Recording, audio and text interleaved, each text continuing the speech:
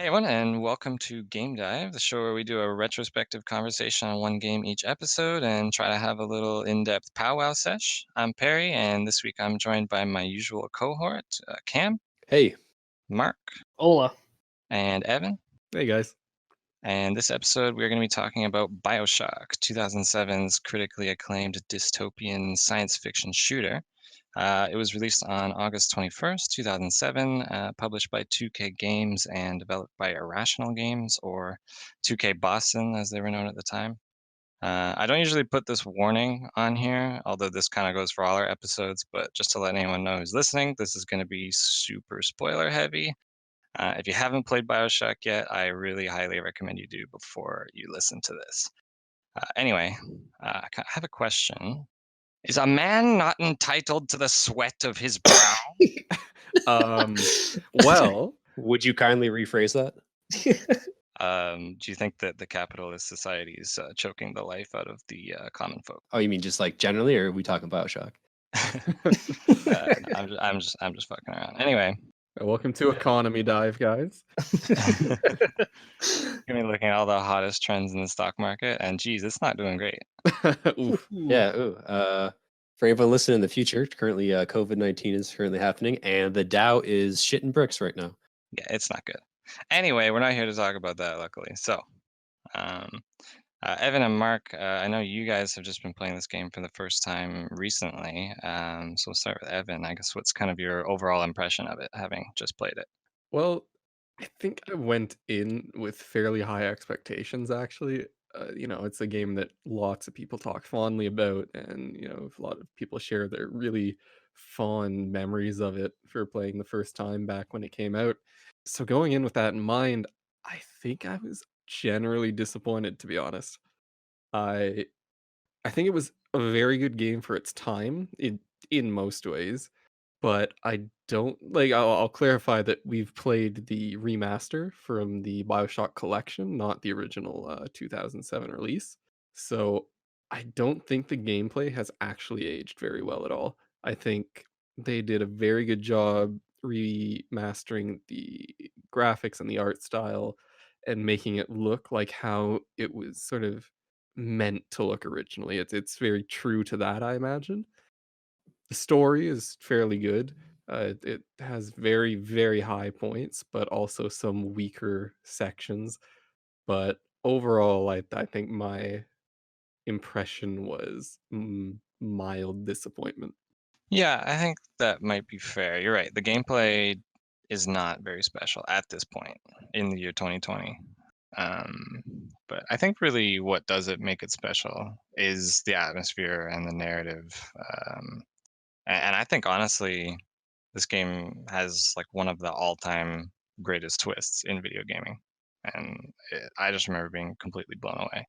Well, I'd like to add that, being the first time, I didn't I in the past, 13 years, I've managed to not spoil anything about the story for this game, and mostly because I hadn't been paying attention, but, point being, I didn't know what was gonna happen in the story, but I found myself expecting it constantly. There's so many sort of cliches throughout that maybe are tropes now. I can't really say whether or not it would have been as obvious playing it the first time, but it's just constantly throughout it. I'm thinking, well, geez, this guy, it's kind of weird that he's just dropped in the middle of the ocean and all this stuff's happening. He's probably special. There's probably something going on here. He's got these tattoos on his wrist, which are never actually explained, but they're strange. They're not typical, so it makes you kind of think like, well, what's the reasoning behind that? They look like chains, which I guess makes sense in the end. Yeah, it makes sense He's sort of after a after you slave or realize the whatever. truth. Yeah. But point is that the entire time I was expecting these twists, and even with Atlas, it's the guy helping you out from the very beginning is almost always going to turn into the bad guy. It's not surprising. So I was not actually blown away by any twists in the game, except I'll say turning into a big daddy in the end. That was a bit surprising, but not completely unexpected once you get that far in. Right. Well, that's interesting. Yeah, I mean, turning into a big daddy, not really I don't think it was very appropriate. And this is a subject that's been talked to death at this point. How the kind of last half or last third of this game is definitely a lot weaker overall than the first half. And definitely, I feel like the big twist that you're Andrew Ryan's son and you've been manipulated to do all these horrible things. That would have been a lot more impactful if that had come as the kind of climax of the game. I think. So I'm not sure how they would have done it, but I don't think we needed to go against Fontaine and then. Yeah, I also think the story was way more compelling when you were just an odd Joe who as unlikely as all the events surrounding it are, just happened into this underwater city. Um, and you're suddenly dealing with these crazy ideals that have built this whole city and the people who are running it and ruling it and the ones that have gone crazy with all the freedoms they have. It was a bit more interesting than, well, now you're the chosen one, essentially. You can turn on the masters and become this twisted creature in the end. Yeah, well, I think we're getting a bit ahead of ourselves a bit because I'm sure we'll get more into that about the story. But just go back to the gameplay. Like I said, it's not groundbreaking at this point, but I think this game was quite a bit of a trendsetter. At the time in 2007, there wasn't a lot of these kind of RPG light first-person shooters with big narrative focuses. I mean, of course, there's Half-Life, which this one I think draws a lot from, especially when the wrench is the first weapon you pick up and keep it for the rest of the game. It's, I guess, a bit of an homage there, but definitely when I was playing it just recently, I didn't even think it had aged that well in terms of gameplay. It felt like kind of sluggish and kind of clunky. Like the controls were not very good, at least on the console editions, which we've been playing. The aiming is just really awkward. It didn't feel good. Yeah, there's some strange acceleration on the aiming and the actual movement as well. It's sort of you shoot around like you're on ice most of the time when you're running, and sluggish to turn when you're trying to aim and all that. It's sort of like a Doom or a Duke Nukem sort of retro kind of style. Because in those games, it's sort of arcade arena like, where yeah, you're right, you do kind of skate around super fast. The aim acceleration definitely doesn't help with that. Whereas on PC, this is kind of a non-issue, but on consoles, it's definitely, well, glaring. Is it literally impossible not to notice it? Yeah, I think that's a good comparison actually to for the movement is the old retro arcade shooters. It's very reminiscent of that actually. Yeah, the game right off the bat, you come down the bathysphere and then you get off after that kind of the splicer, spider splicer's jumping around. He stabs the guy, and then you you pick up the wrench, and then immediately like you just start swinging it, and it's almost like slapstick in nature the way the guy is just like swinging it, and just like it's almost like comical, like beating noise or like How it lyric bludgeons noise. people. Yeah. And then you kill him and they just ragdoll to the floor, and it's kind of like, well, okay, that's I think that's a bit more symptom of its age. Yeah. I mean, when you look about at the other games that came out in its time, right? I mean, it's not so bad. I mean, Skyrim still does that essentially to this day. That came out years after too. well, only 4 years later, if you can believe it. I'd say 4 years is a pretty long time in the development of video games. Yeah. It's true. Definitely. Yeah, well, I want to talk about how this game kind of has a kind of classic formula to it, how you have all the different levels and then almost this non-linear exploration vibe, even though it is still effectively a linear game. But I really like how the levels are actually kind of sprawling in a way, and they're almost maze-like. There's just like a lot of little different areas to go to and a lot of like smaller stories to experience, I guess. Yeah, and a ton of hidden secrets too, with all like you can bust down like a little grate, walk through an air vent, and find an audio log and maybe a corpse and some other fun little tits and tats. But yeah, again, it still comes back to that similar environment that Doom and like Wolfenstein used to have back in the day. Far like beyond just its controls, its maps layouts are fairly similar. With you can easily find your way straight forward of where you're supposed to go, but there's also so much little side content and hidden doors you can find. It kind of reminds me like a Metroidvania type kind of gameplay, especially like Metroid Prime. I mean, with those, it's kind of more driven by having to go back and sort of use your new abilities and find That's new true. power ups through that. This I guess you could kind of think of it that way, but I don't think it's entirely the Yeah, not same. entirely. Like very like Metroidvania light. There's a little bit of that in like medical, right? When you first get incinerate, and then you get access to doors that are frozen over Yeah. and certain things like that. But I generally agree with you. You don't backtrack through the whole game like you generally do with Metroidvanias. Yeah, I can say that I didn't backtrack once through my entire playthrough, and I maybe missed. I know there was one door that I had in mind that it's like, oh, when I get this firepower that I presumably am gonna get, I should go back for this. But once I'm in another location, the last thing I want to do is go all the way back, travel to another previous location, go through the loading screen, go through all the enemies to get back to this door, just to get some small little thing, maybe a little upgrade or something. But it never felt worth it. I know the game kept telling me like, "Oh, you're not strong enough because you haven't found all the little sisters. You should go back." I'm like, "Nah, I'm just gonna keep going forward." Well, that message to me almost seems like it's trying to tell you that they don't want you to do any backtracking.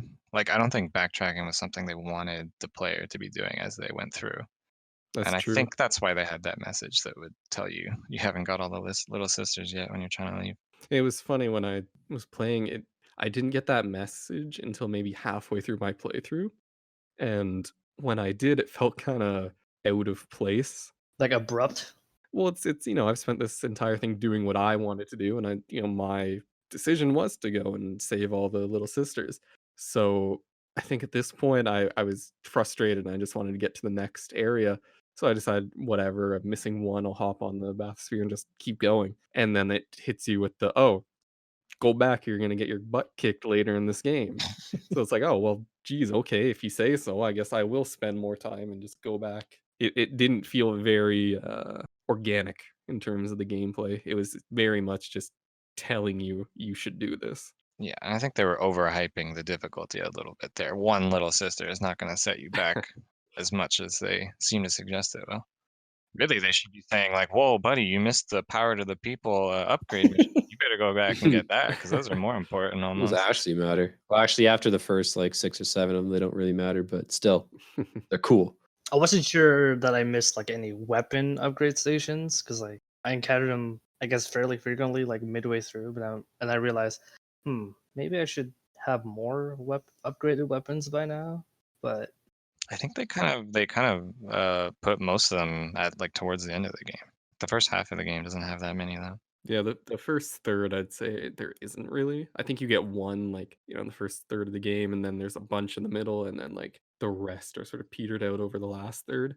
Well, they're also fairly well hidden. So unless you're actually actively looking for where they are, it's generally hard to find or to have an idea of how many you should have. Because, like I said, other than the ones that they put literally right in your path, which are maybe 3 of them total, they are pretty difficult to find if you're not looking for them. I think I only ended up using 3 out of the X weapons that the game offers. Yeah, I definitely didn't use a few of them, so there was a bunch of upgrades that I just never needed. And I'd actually like to go back to the Little Sisters where it says, or when Perry said, I think that the game, they assume that you're gonna need to be more powerful to continue, and you didn't really. Like, by the time I was at the final section of the game, right before fighting, which is essentially Atlas at that point, I had about 700 Atom, Holy fuck. and it was Whew. like, but it was like I just got about 500 right at the end, and I had no reason to use it, so I just spent it on like a whole bunch of health upgrades at the same time, and I don't think I needed to be told to go back and pick up all the little sisters. I don't know. It sounded like you were struggling in Fort Frolic a bit there, so this might have helped you a bit. Yeah, Fort Frolic was a pain in the ass, but otherwise, I mean, I'll talk about it a bit later, but in terms of difficulty, I think the Fort Frolic's the hardest part of the game. The rest is fairly easy, and I was playing on hard, not the hardest difficulty, but, 1 up. Yeah. So, should we talk about the hacking? God. God. Should we Oh, talk about the no. real meat of the game, the real selling point here? Bioshock, as much as people talk about it, there's one thing that probably isn't said. Is that Bioshock is probably the father of mobile gaming. A hacking minigame? That's gotta be Oh, God. inspirational. Well, let me just start by saying the hacking minigame, probably, I don't think you're gonna find a lot of dissenting opinions on this, but it fucking sucks. Yeah. It's not fun. Agreed. There's too You much know of it. what? Last time I went through and played, when you're on the harder difficulties and you don't have Atom to spare for like certain upgrades that help you, or tonics that help you get through some of them, it can actually be kind of fun trying to APM through some of those difficult ones that are literally impossible. I disagree because it's like it can get a bit more tense when there is a way to actually beat it. But in Fort Frolic, which is part of the reason I was having so much difficulty there, was I didn't have like some of the second level hacking perks. So I would literally get into this hacking mini game, and the end is literally just boxed off. There's no way to actually get to it I had while that happen. playing. It's you have to start using these upgrades to clear out some of the impassable blocks. Yeah, well, I think when you get a problem or a puzzle that's literally unsolvable, that's just annoying and stupid and bad design, especially on the harder difficulties when it just costs you a ton of life that you can't really afford to Yeah. just throw around. But I think when it is possible and it is hard, I think there actually is some fun to be had there. As much as there's way too much of that mini game, and it kind of kills pacing generally. But Yeah, you could be in the middle of a firefight and you just jump at a security camera and everything pauses. You know, like a nice minute to just do this pipe puzzle. But like as you said, Cam, you're right. I don't even think it's that bad of a mini game. It's just there's so much of it. Yeah. Like the first, let's say maybe 10, 15 times you do it, like, oh, this is kind of neat. But then by the end of the game, it's insane. I'll tell you what I did is probably like at the halfway point, I was like, honestly, I'm just gonna blow up all the cameras and all the turrets. And anything I actually want to hack, I just stocked up on the auto hack tools, which you yeah, can just create a bunch of those. That's pretty much how my game went, like halfway. So I was like, But fuck it. it's so strange to me that they thought this was such a important thing to the point where there's a whole track of upgrades specifically dedicated to it. well, maybe they didn't want you just to hack everything and just have all these machines. Because honestly, a lot of Well, the that's how turrets I and ended stuff up can make the playing. games pretty easy. But yeah, alternatively, you could just. I think it's how most people end up playing it because you think that's what you're supposed to do. But maybe the intent was, you're either supposed to fight them or avoid them, and if you can't be bothered with it, then you have to endure the penalty, right? I mean, I think the thing is, it could have been a good part of the game, and they clearly intended it to be a major part. Like you said, Perry, there's entire skill trees for it, and I think it's like a lot of this game feels like they thought of it before figuring out the gameplay. So they decided we want hacking to be part of this. We want people to be able to take these, you know, enemy machines essentially and use them for their own benefit, but they didn't know how they were going to do that, and they just had to think of something to do it, and they came up with this, which one, it doesn't scream hacking, it screams plumbing. Yep. Two, I disagree with Perry, but it's not a very fun mini game. It's tedious and menial. I'm saying when it gets hard, it can be super fun. I think. But by the time you get there, it's like you're near the end of the game. So you spend 80% of this game not enjoying this section. Well, it depends. When you're on like Survivor and stuff, like shit's just hard from the get go. Yeah, but I think the issue is that the majority of players aren't going to be playing on that. And I think Yeah, fair most enough. game companies have to design for the normal difficulty. And then for people who want to challenge, you can design more difficult scenarios. But That's you have true. to assume that everyone is going to be playing normal. Well, I think this is also back before there was a super heavy casual audience for video games. I feel like it was starting to begin, but I don't feel like the super heavy casual audience really came onto its own until like the Call of Duty became super popular and Assassin's Creed and kind of the annual franchise that came out. I think this is kind of before gaming really found its footing and really had some bedrock to stand on. Well, yeah, it's funny you say that too, because Bioshock Infinite is actually a perfect example of how the industry kind of changed this series to be more accessible and be less niche, I guess, and appeal to a wider audience. Yeah, or even Bioshock 2, just the hacking in Bioshock 2 is just way faster. Like it's not even a separate screen. You just Does it get do better? it. Yeah, it's a lot better. It's just kind of like it takes a couple of seconds, like 10 seconds tops, and it's not annoying like that game can be. So I think in that way it definitely improved. The one thing is that the hacking minigame fits in with the rest of the game in a sense that it's very arcadey. And I feel like how we were talking about the movement, it sort of is reminiscent of old arcade style games, is a very middle sort of generational game Yeah. where it's like they're getting into this new sort of style of game and playing, and they were still using a lot of older ideas for how to do it.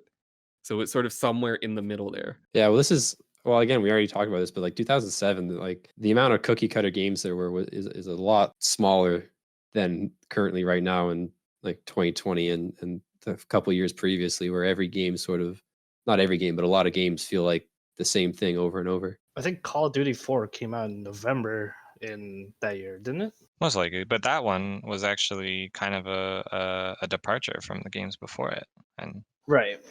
like it was a fresh game at the time. Hard to believe, but Yeah, now it's it's the super standard. cookie cutter. Yeah, it kind of was the original image for that. Yeah. So yeah, like the hacking, it's not. I didn't hate it. It's just there's too much.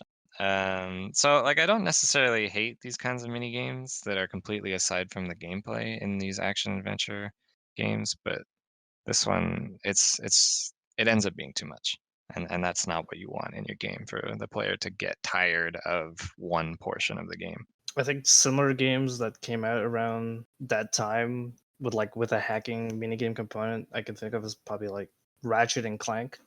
I remember like enjoying the heck out of those like mini games, but like this was just And it's not to say that they do it perfectly even now. One game that comes to mind recently is the Spider-Man that came out for the PS4. A really good game, but some of the hacking stuff super sucks and doesn't have like any place in the game. And for good and for bad, they gave you an option to skip all the puzzles. And I heard a fair criticism is that it's like, then why even have them in the game if you're going to allow people to just skip them over? Yeah. I think another game.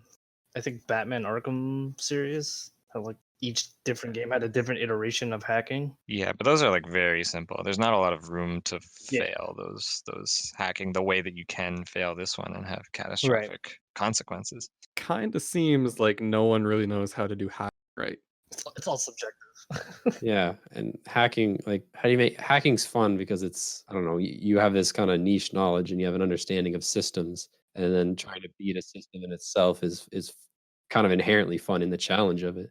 But how do you kind of, Translate demonstrate that to, yeah, you can't really. It's just complex, right? Whereas with hacking, you generally use a full fucking keyboard. You don't just use a couple of buttons that are color coded. Right. Well, one thing I would compare it to, actually, now that I'm thinking about it, is the lockpicking in Fallout and Elder Scrolls. They're effectively similar mechanics in that the game stops and you play this kind of, at least in the case of the lockpicking, pretty quick little mini game. And there's no way to really fail except for running out of lockpicks, I guess. But Well, then you can just break the lock and then that's it. You can't. We could talk about Fallout 3 with the hacking. That game was, I don't know. oh boy, yeah, that's not a good example of hacking either. Find the words. I mean, I think I learned early on, like if you find like the parentheses, the brackets, and whatever, you can eliminate words. I was like, oh, this just yeah. I don't remember if they actually told you about that, but no, they don't. No, they never tell you, but I'll tell you that even with the knowledge of that mechanic, it's still super tedious. yeah, especially on the harder ones with like the larger syllable words, it's just such a time sink. It feels like you come across like the computer and you just let out a big collective sigh. What do you mean it's not that word? It's the word right there. Ah, fuck it. Literally rather plumb than do that. But anyways, So it seems like we've kind of come to a point in this conversation of, has anyone done hacking well? Well, I think the lockpicking was actually a really good example because, well, it's not a challenging little mechanic. It fits in context. Like it doesn't need to be a whole mini game in and of itself to do these goals as long as you feel like you've done it. Like if you feel like you've picked a lock in this game, then it fits. If Yeah, you I think that's feel fair. like you've hacked something, then it fits however you get about doing that. And going back to Bioshock, it doesn't make me feel like I've hacked anything. Are we supposed to be talking about Bioshock right now? Yeah, no, I think that's a fair point. You're just messing around with pipes and tubes, which, as far as we know, your character really should have no business having any idea how to do that. well, I mean, they grew him from youth to an adult in like a couple of years. So I mean, I'm sure they could figure something out with his with what he knows as well. We're giving him access to how to wield a wrench as a weapon, I mean, I feel like that one's pretty self-explanatory, but how to do plumbing. Can they download the knowledge of karate into him? why go karate when you can know kung fu? I know kung fu. If they added jujitsu as a plasmid in this game, it'd be a lot better. I Ooh. agree. I don't know how it would work, but it's not up for me to decide. If you do find out, show me. Anyways, enough Matrix references. Okay. One last thing about the hacking, not specifically about the game itself, but one thing that kind of I didn't like was that you'll find key dials, like key codes, often, and you can be a dumbass and look through the level for the code, or they just give you the option to hack it, and it's just like, why did you give me this option? Obviously, I'm just gonna hack it. I don't have time to look around for this code. Like, Never any harder than any other hack either. Like, there's no reason to not just do it. my issue is really just that they gave you the option to hack it. I think they should not have given you the option and just have these cool loot rooms. And then if you want to find the code, wherever it may be, like go for it. Yeah, And I agree. even in the case of the first one that you find, I think in Neptune's Bounty, it's pretty easy to find. You find it in like an audio log that's not far away, I think. Yep. Yeah, I think I found every audio log for a number pad that I came across just happenstance. I was never looking for them. Though the one thing I'll say is that after finding it, if it is a while between me finding that audio log and finding the room, I have no idea what the code is. I Right. Googled one at one point just because I had found it and I remembered like it was like 5 something 44. So I tried 5944 because that's what I thought it was. Had no idea what it was after that, and I didn't feel like spending 5 minutes just 5144, 5244, 5. Like it doesn't. Once you found it, I think there should just be a in the menu Just somewhere insert you code can- here and then just Well, go. they do actually do that in number 2. They kind of give you a little slip of paper, even if you found it in an audio log. They'll Yeah, have a so little it's- slip oh, of that's paper behind it. So yeah, in the second one, they do a better job of that. Yeah, so I think if you found it, you've already earned the reward. You don't have to spend the whole time memorizing the code and hoping you don't Yeah. forget it. But that is also pretty retro game mechanic. Don't forget now. I'm only going to tell you once. Well, you could look at audio logs again. There's that. Yeah, option. I was gonna say. If you remember which one it was. Yeah. I never paid attention to the names of the audio logs. I know you just pick it up and listen to it. Yeah. Hope you mash X before it runs out. Or like when you're trying to listen to an audio log and then like the story narrative kicks in, it's like, well, Yeah. I don't know what's going on in that audio log. Oh well. Yeah, that's frustrating. So let's talk about the camera. Let's talk about the research. This ended up being a lot more tedious than I remember it. Just the way that you have to switch from your weapon to the camera, snap a picture, and then switch back. Quite often you'll take damage. Like it's almost guaranteed that you're going to take damage while you're snapping a picture of whatever. If you're it against is. like spiders or Houdinis, Oh yeah, god. for sure. I felt very tacked on. Like I didn't enjoy it. It's like, oh yeah, I got this camera. Okay. But it also felt necessary at the same time, where it was like you just start not doing damage to enemies after a certain Yeah, point. the bonuses you get, especially when you finish the research, are game changing. Some of them are so important. I think it suffers from a similar thing that the hacking minigame does, and it's just there's too much. Yeah. Just give me a little less. Now, well, not only is there like you have to do it so much, but it's like inaccessible. Like I said, you got to switch back and forth, and like there just needs to be a button that takes a picture, or like you need to be able to keep your weapon out and then use your Yeah. other hand or Or something. if you could like hotkey it, or if it was like down on the D-pad or something, you just whip it out really quickly. But we didn't have two-hand technology until Bioshock 2 came out, so I can see why. Everybody knows that. Yeah. Yeah. Because in Bioshock 2, you can hold a plasmid and a weapon at the same time. Oh my god, thank you. Revolutionary It's actually a stuff. pretty big change. It is. God. Basically sounds like Bioshock 2 is what Bioshock 1 should have been in terms of gameplay. In terms of gameplay, yeah, I think if you combine the gameplay and the story and atmosphere of number 1, you might have just the perfect game. Well, not literally, but it'd be good. And before they remaster it, they actually gave us that. Yeah, I think like I at certain points like, oh yeah, I should probably take a photo, but like I already killed the enemy. So now I'll just get like barely any points for it. That's what I found myself doing most of the time. Like I always keep forgetting to like, oh yeah, I gotta whip out my camera for this fight, get all the research, and then kill them. It's like I just want to kill them and continue on the mission.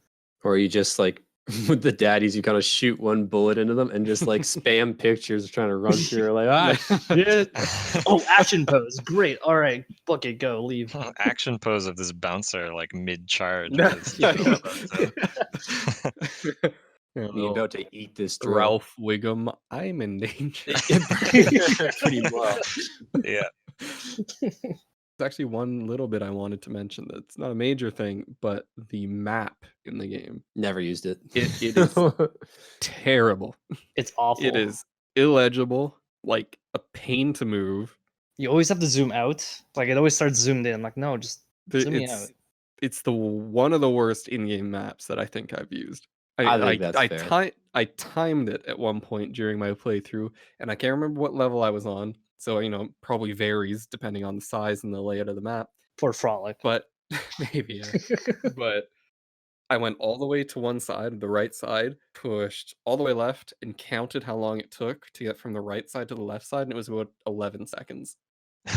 That is Jeez. like 8 seconds longer than it should take to scroll across a map if you're just Yeah. trying to get to one side to the other. Yeah, that's pretty inexcusable. And that's like such a easy thing to fix too. So it's unfortunate that it was shipped like that. And then on top of that, the game is fairly vertical, really. There's quite a Yeah. few different floors. And the way they decided to solve the issue of how to write the map with these arrows It was has so got to be one of the worst goddamn decisions. Well, that again kind of harkens back to the old style of maps where you show everything on different floors. What about Ocarina of Time? That's like 1998, and it had different floors. Like you could switch between level 1, level 2, basement 1, basement 2. It's such an easy thing to implement Yeah, well, instead the of just maps were laying it also a out lot on more simplistic, and they were just like geometric shapes with maybe a couple of colors on them. I mean, that's all this was. I mean, it had symbols and stuff on it, at Yeah, least. but you could put symbols on different like tabs too. It doesn't mean they don't I have get to. it's kind of like, harking to like, Art Deco style, like is like, a map in the game world. But it's like, Yeah, I think they were trying to keep some theming going there, but it probably wasn't worth it to do it Yeah. that way. do maps get better in Bioshock too? I honestly can't remember. I'm not a big map guy. Well, I just want to say, like, I mean, I guess this isn't even really a valid point because I've played this game like 3 or 4 times, and I know Cam probably has as well. But Yeah. when I was playing it these past couple weeks, I honestly looked at the map maybe like once. Like, I already knew everything and I knew where to go, which is, yeah, not a valid Yeah, point. so for playing it the first time, there's quite a bit of very memorable locations and landmarks that you can use to navigate through a lot of the levels, but in some of the others, they all look the same. Arcadia. Fucking Arcadia. I actually found Arcadia one of the easier ones to navigate just because there was the sort of greenhouse areas, the parks essentially, and I could orient myself based on that. The one that got to me was the artists area. I'm Yeah, for Frolic. Cohen's Yeah. place. So for Frolic, aside from the main hall, it all looks the same.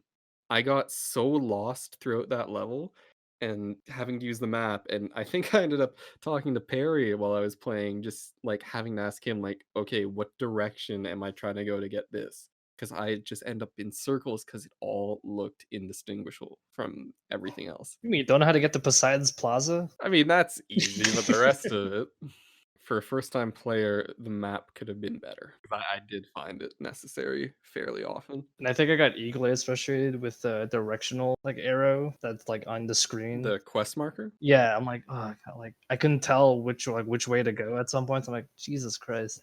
With the arrow? Yeah, like I think like it was really fairly early on that I got really confused. I'm like, am I supposed to be going around here? Like I kept looping back. Sometimes we're on the floor above or below, and you get Yeah, near a exactly. path. It tries, or like you could go on one side of the rail or the other side of the rail, and sometimes it kind of freaks out. But Yeah. I think for the most part, it's a pretty dang good indicator. Yeah, but the thing is when when it's up on the screen, I just end up following the arrow. Yeah, It's exactly. a linear game at that point. Well, yeah, I mean, I guess that depends how you want to play it. Like you could absolutely just hold W and go through the entire game. But I think Bioshock's at its strongest when you're kind of meandering around, just finding little hits and secrets and stuff like that in the game. Yeah, when you find like interesting little like locked rooms and like maybe you have to complete like a small little rudimentary puzzle to get in, that's fun. I like the small like sliding cup doors, I guess, in the Arcadia. Yeah, where you walk through and find yourself. Yeah, you in have to there crouch sort down, you walk in, and it's like oh, it's a totally different room. Okay. Ooh, a corpse. So we haven't really talked about it much, but so this game's kind of, I guess, a survival horror like genre, you could say. Or at least it starts that way. It kind of goes the way that most survival horror games do, which by the end you're basically just a killing machine that has no remorse and fears nothing. But at least for the first half and even towards the end, they still keep that tone really well. They have a lot of these like, kind of creepy set pieces. Tons of them. Yeah, like the first time you find the shotgun and then the lights. Oh, my favorite. That's pretty spooky. And then, of course, the flooded basement in Fort Frolic with the I was just gonna mannequins. mention, yeah. That one got a real good scare out of me. Yep. So it's good that they even because by the time you get to Fort Frolic, you're pretty powerful. Like you have a lot of plasmids and a lot of weapons, but they can still kind of make you scared, even though you know you'll probably be fine. And I think that's because you kind of have a lower maximum health. Like you can be killed kind of quickly. Like if you're not Especially paying by attention. spiders, like when you first start coming across spiders all the times and Houdinis, it's just Oh, the they do so Houdinis. much damage to you. So I think that's really good because like if they're able to keep it tense and keep you on your toes, then they're kind of succeeding in the genre, Hmm. which is not always the case. And this kind of falls apart towards the end. Like I would say after Hephaestus. You become an action hero. Once you get the fully upgraded shotgun and you just start mowing down Pop, droves of pop, pop. splicers, it's yeah, it gets a little easier. I want to mention even at the beginning, one thing that kind of just popped into my mind was when you first get the revolver, and that gun kind of sucks, but it's almost adds to the scary element as people run at you and you're like, holy crap, I cannot hit this guy. Yeah. The controls were a feature. Like poor controls were a feature. Yeah, I was to say in that case, they definitely work to the benefit of the game in some ways. Did anyone ever like use like the aim down sight? Rarely. For the crossbow, yeah, you can get the Yeah, I upgraded sight for the crossbow. But other than that, Yeah, it almost feels less accurate because I think the aim assist is just cut down when you're on ADS mm, compared to when you're just hip firing. so there's that point. I'm like, what's the point of aiming down sight? If, like auto aim is just well, again, I don't think that was I don't think ADSing is a big part of the game, but It's a weird inclusion. I think you could probably get away with not having that. Yeah. Especially because it doesn't work for all the weapons. It only works for like the revolver, the machine gun, and the crossbow, I think. And I'll tell you, it's pretty useless on the machine gun if you don't have the recoil kickback upgrade. I think the machine gun just in general is pretty useless, especially on the harder difficulties. That gun, Really? That's what I yeah. actually mained most of the game. Was the Oh machine my gun. gosh, it's awful later in some of the hard difficulties. I don't know if you experienced this on the harder difficulties, but leadhead splicers get so Oh tanky; yeah, they're no, impossible to kill by the end of the I think the game. thing is by that point they expect you to be trying to use the special anti-personal ammo. rounds. Yeah, so it's like, Yeah. I did, but you never have as much as anything else. So I wish there was a tonic that let me swap ammo types quicker because you just Yeah, well, the reload animation on the MG is pretty long. which is sort of a feature of a lot of survival horror games where, you're not supposed to just be able to quick swap your magazines and then just be able to keep doing damage. It's supposed to be Little less of an action hero kind of vibe to it. yeah. But in this game, it does end up feeling just frustrating because the game ends up being more an action game by the end. Yeah. Yeah, it loses a lot of that suspense by that point, which is unfortunate, but it's definitely something developers have struggled with in this genre in general. But like even Dead Space, I would say that's a game that starts you have one weapon and the zombies, the xenomorphs are very fast and kind of terrifying the way they move. But Hmm. by the end, you're kind of a super soldier, and but also owing to the fact that you have actually gotten better at the game than you were when you started, which there's not much you can do about that. Don't know what a developer can do to stop a player from naturally adjusting. I think the issue with trying to distinguish survival horror is a lot of games end up trying to just give the player a power fantasy by the end. It's like they want them to feel like justified and having got through all this difficult stuff by being able to mow down stuff in a sense more than they were before. I think a lot of games that are survival horror don't do pure survival horror, where I think they don't need to give you a whole bunch of upgrades and stuff. You're struggling to survive and fight stuff, then it's significantly more tense and true to survival than just being able to eventually outgun or whatever the enemies by the end of the game. So if you're able to win based on getting better with the same equipment, then that makes it a bit more a bit more well done for survival horror, I think. Yeah, I think that's fair. It's clear to me that they wanted this very much to be an RPG light game, and hallmarks of RPG are that you get stronger and Hmm. you see the progression of your character. So it may just be that the blending there wasn't as good. It I didn't work think out as just well with as. any sort of medium like TV shows, video games, movies, whatever, there always seems to feel the need to have a progression where you get better or stronger by the end of it. Hmm. It's just sort of like an innate thing that seems to be a part of every story. Like a prime example would be like Daredevil, how like he goes from like the Netflix series where he goes from rags and then eventually getting his own costume by the end of season one. Does the costume make him stronger? Makes him definitely more durable, I'll tell you that much. Yeah, well, there, and then you have, I guess, kind of survival horror games that are really just more like walking simulators, like Outlast or Soma, where it's really just horror, I guess, because there's no Yeah. chance Yeah. to fight back in those ones. But that's pure survival, right? You're not in a survival situation. You're not always able to fight whatever is coming at you. So I think it comes down to preference in terms of what you enjoy, and if you enjoy like a almost pure survival experience, then not being able to fight back might be a perk to I think the a game experience. that But comes to for mind is like Alien Isolation. I don't think you can kill the alien. yeah, you can. I've played it, but only to about halfway. So Right. until that point, you aren't able to. I don't remember. I don't know if once you get the flamethrower, you're able to actually kill it or just scare it off. Stun it and then Yeah. runs away. Yeah. One thing that kind of comes to mind for me is in Dead Space when you get to areas with regenerators. It's kind of an interesting dynamic between, all right, most of the guys I can kill, these guys, sort of, but maybe it's just time to hit the road and just head out.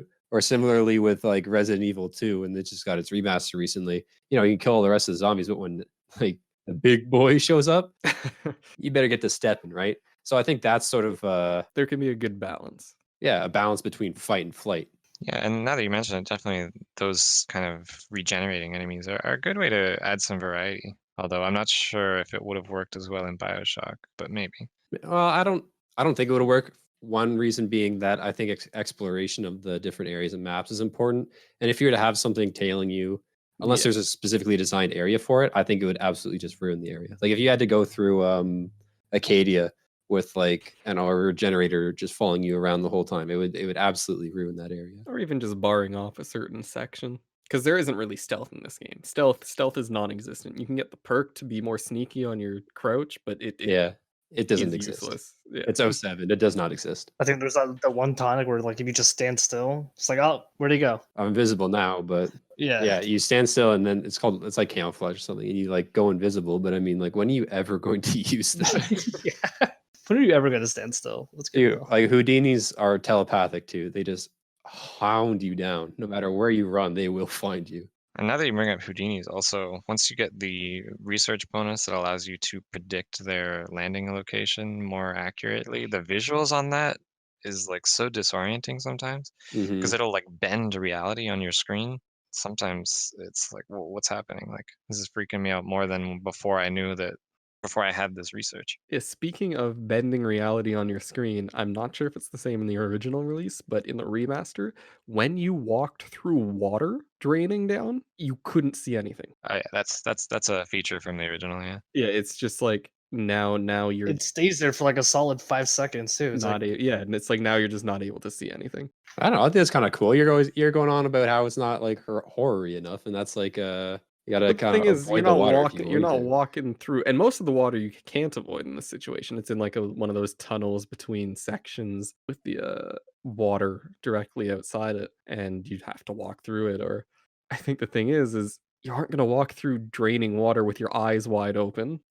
You're gonna cover your face or something. Yeah, but I also don't want Jack to blink. But I mean, I can suspend my reality for that. I just think it could have been lessened and still had the effect of Maybe. walking through some water. I think it's cool, but I think maybe, yeah, I would secede that. Maybe if you would turn it down a little bit, it'd still be fine. or at least like clear up like, a few seconds faster. Like it stayed on for like a good amount of time. Yeah, it would end up that I just stand there and wait for it to go away before continuing. Oh, there's enemies now, huh? I gotta clear my screen real quick. Need some windshield wipers on there. Yeah, Yeah, plasmid for that. Yeah. Yeah, I think there's a lot of things in this game, like just from what we've been talking about, things that they just overtuned or like could have easily tweaked to kind of not make it as bad. And it's a shame that companies are still releasing remasters without actually considering any of these tweaks. Like this is your opportunity to actually get in there and change it and fix it. Yeah, well, when you're on that cash grab. Yeah. Lowest effort amount possible is what they're going for. Which is unfortunate because at least based on the visuals of the game, it looks like they actually put a lot of effort into modernizing it. Yeah, absolutely. The graphics are phenomenal in the remaster. I thought it was okay. Damn, high standards over here. I thought it was up its time.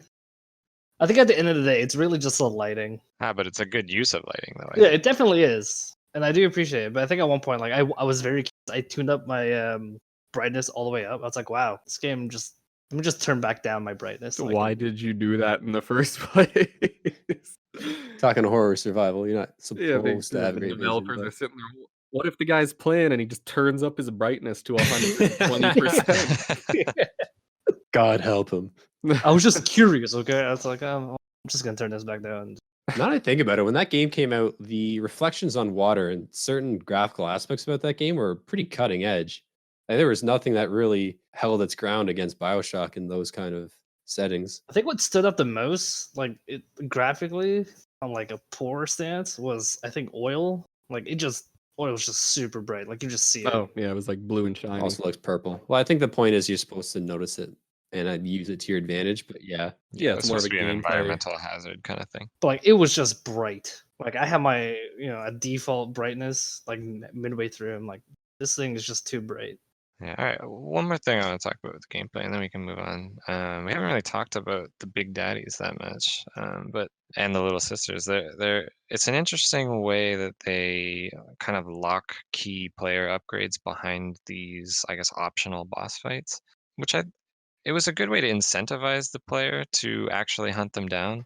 I mean, that message at the bathysphere that tells you haven't gotten all of them, notwithstanding, but I think it was a good way to approach it rather than just having like an experience bar that just goes up. yeah, or finding a chest or something that just has an upgrade in it. And that's definitely what drove me to do it off in the first place before seeing that message, is like knowing that this major upgrade system is like I'm not the type of player that will go out of my way to look for a difficult boss battle just for the fun of it. So knowing that this major portion of upgrades in the game was behind this Big Daddy was definitely a driving force in me actually going up against them. Yeah, one thing I will say, you know how towards the end you said that you weren't going after them as much.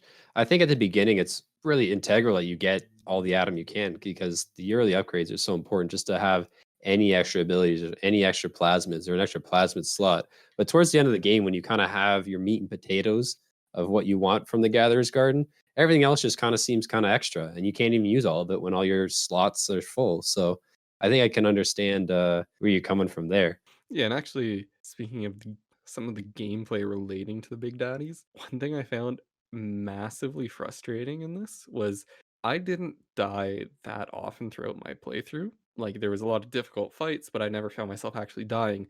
Some of the few times I did were because I've accidentally aggroed a Big Daddy who's wandering through the battlefield, or just, he happened to be in the room where I started this fight. And somehow, depending on it, fits this fucking stupid static shock move that ruins everything, or just hitting him with a stray bullet, suddenly I have this giant thing barreling after me, as well as like 5 people shooting at me or jumping off the ceiling and trying to cut me up.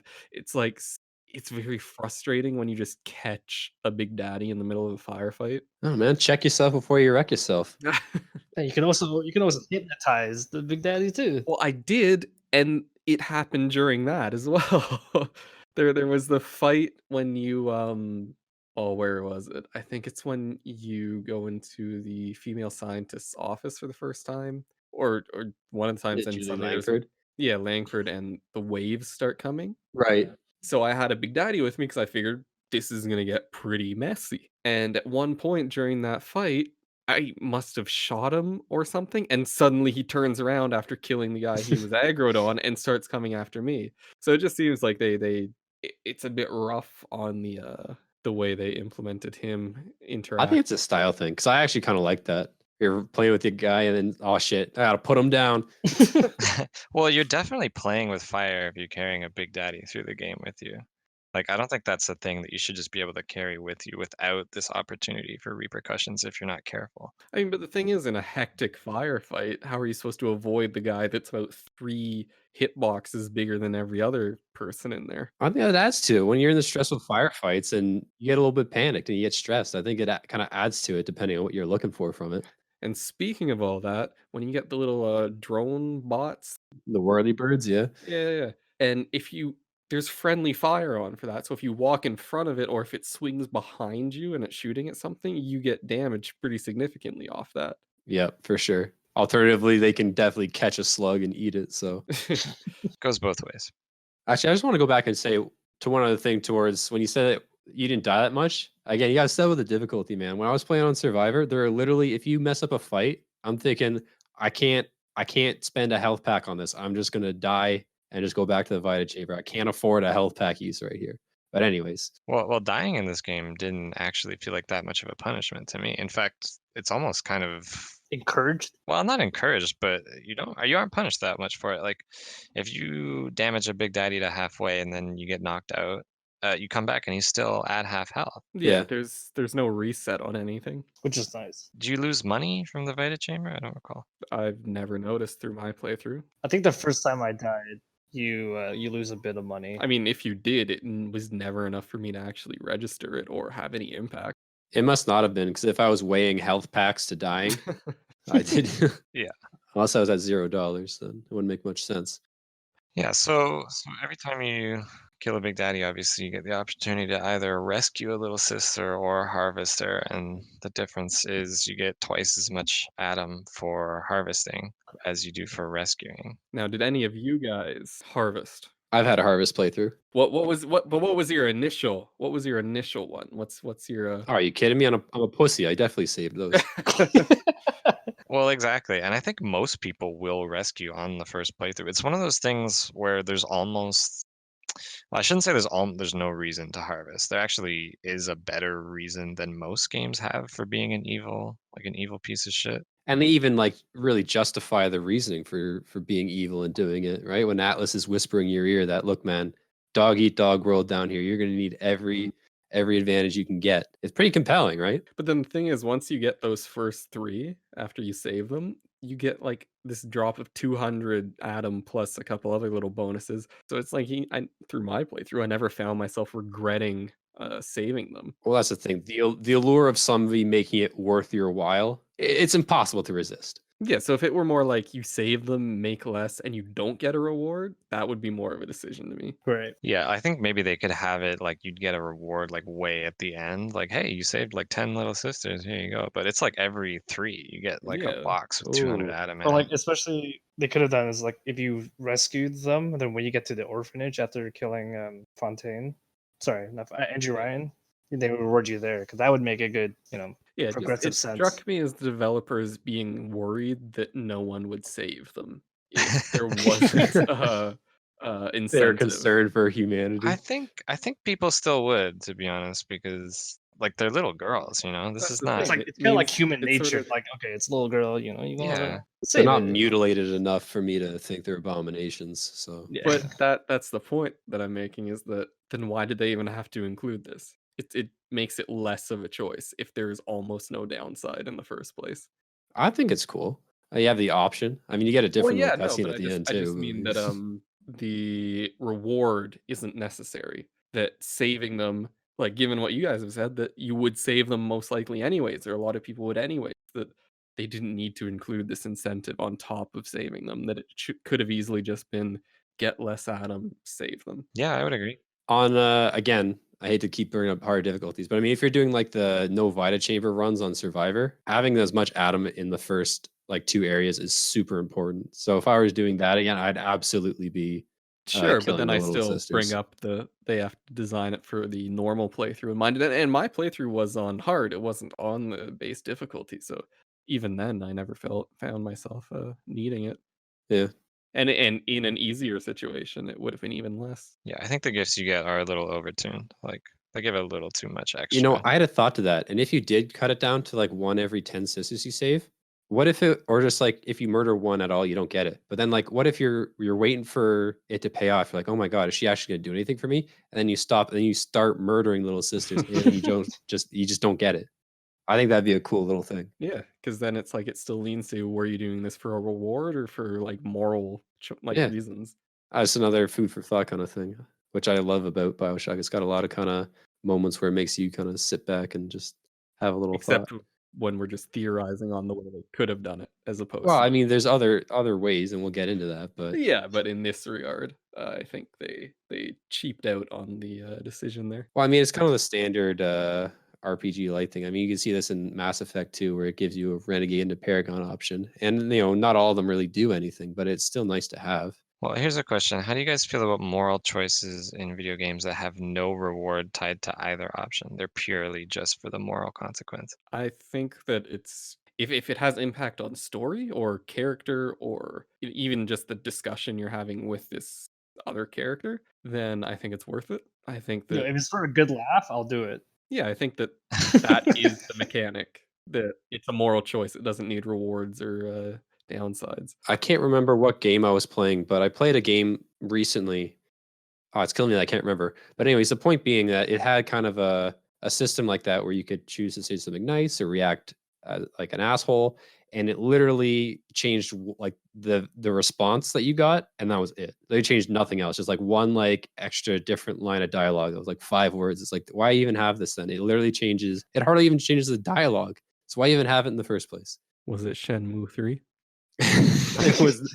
I can tell you right now, I have not played Shenmue. I think another game like that came out like in the early 2000s that had like a more was Infamous. If anyone has played that, Yeah. Yeah. and like how like if you go like good side, you actually see your character's outfit change, and like people actually react differently compared to if you were a bad guy. Yeah, cosmetic changes based on moral choices are interesting. I know Mass Effect 2 does a similar thing where your Shepard becomes more of an evil cyborg if you go Renegade. Yeah, you start healing less and less. I think it's kind of neat. Yeah. See how fucked up you can get your face. I want to bring up Soma again because that game is kind of what I guess sparked this question in the first place.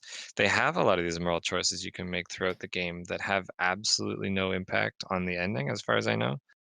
Minor spoiler, but a lot of the time you'll find like human human minds Consciousness. downloaded consciousness. Thank you, downloaded onto computers, and you have the option to like unplug them to kill them effectively. Yeah, and the moral choice comes in here because to them they are saying either please kill me or they're oblivious to what's going on around them. So it's entirely usually up to you on should this consciousness die? Is it a real person? It's Yeah, so I wanted to highlight that because I thought that was a really good inclusion of a moral choice that had absolutely no repercussions, I guess. It was really just for the intrinsic value of Yeah.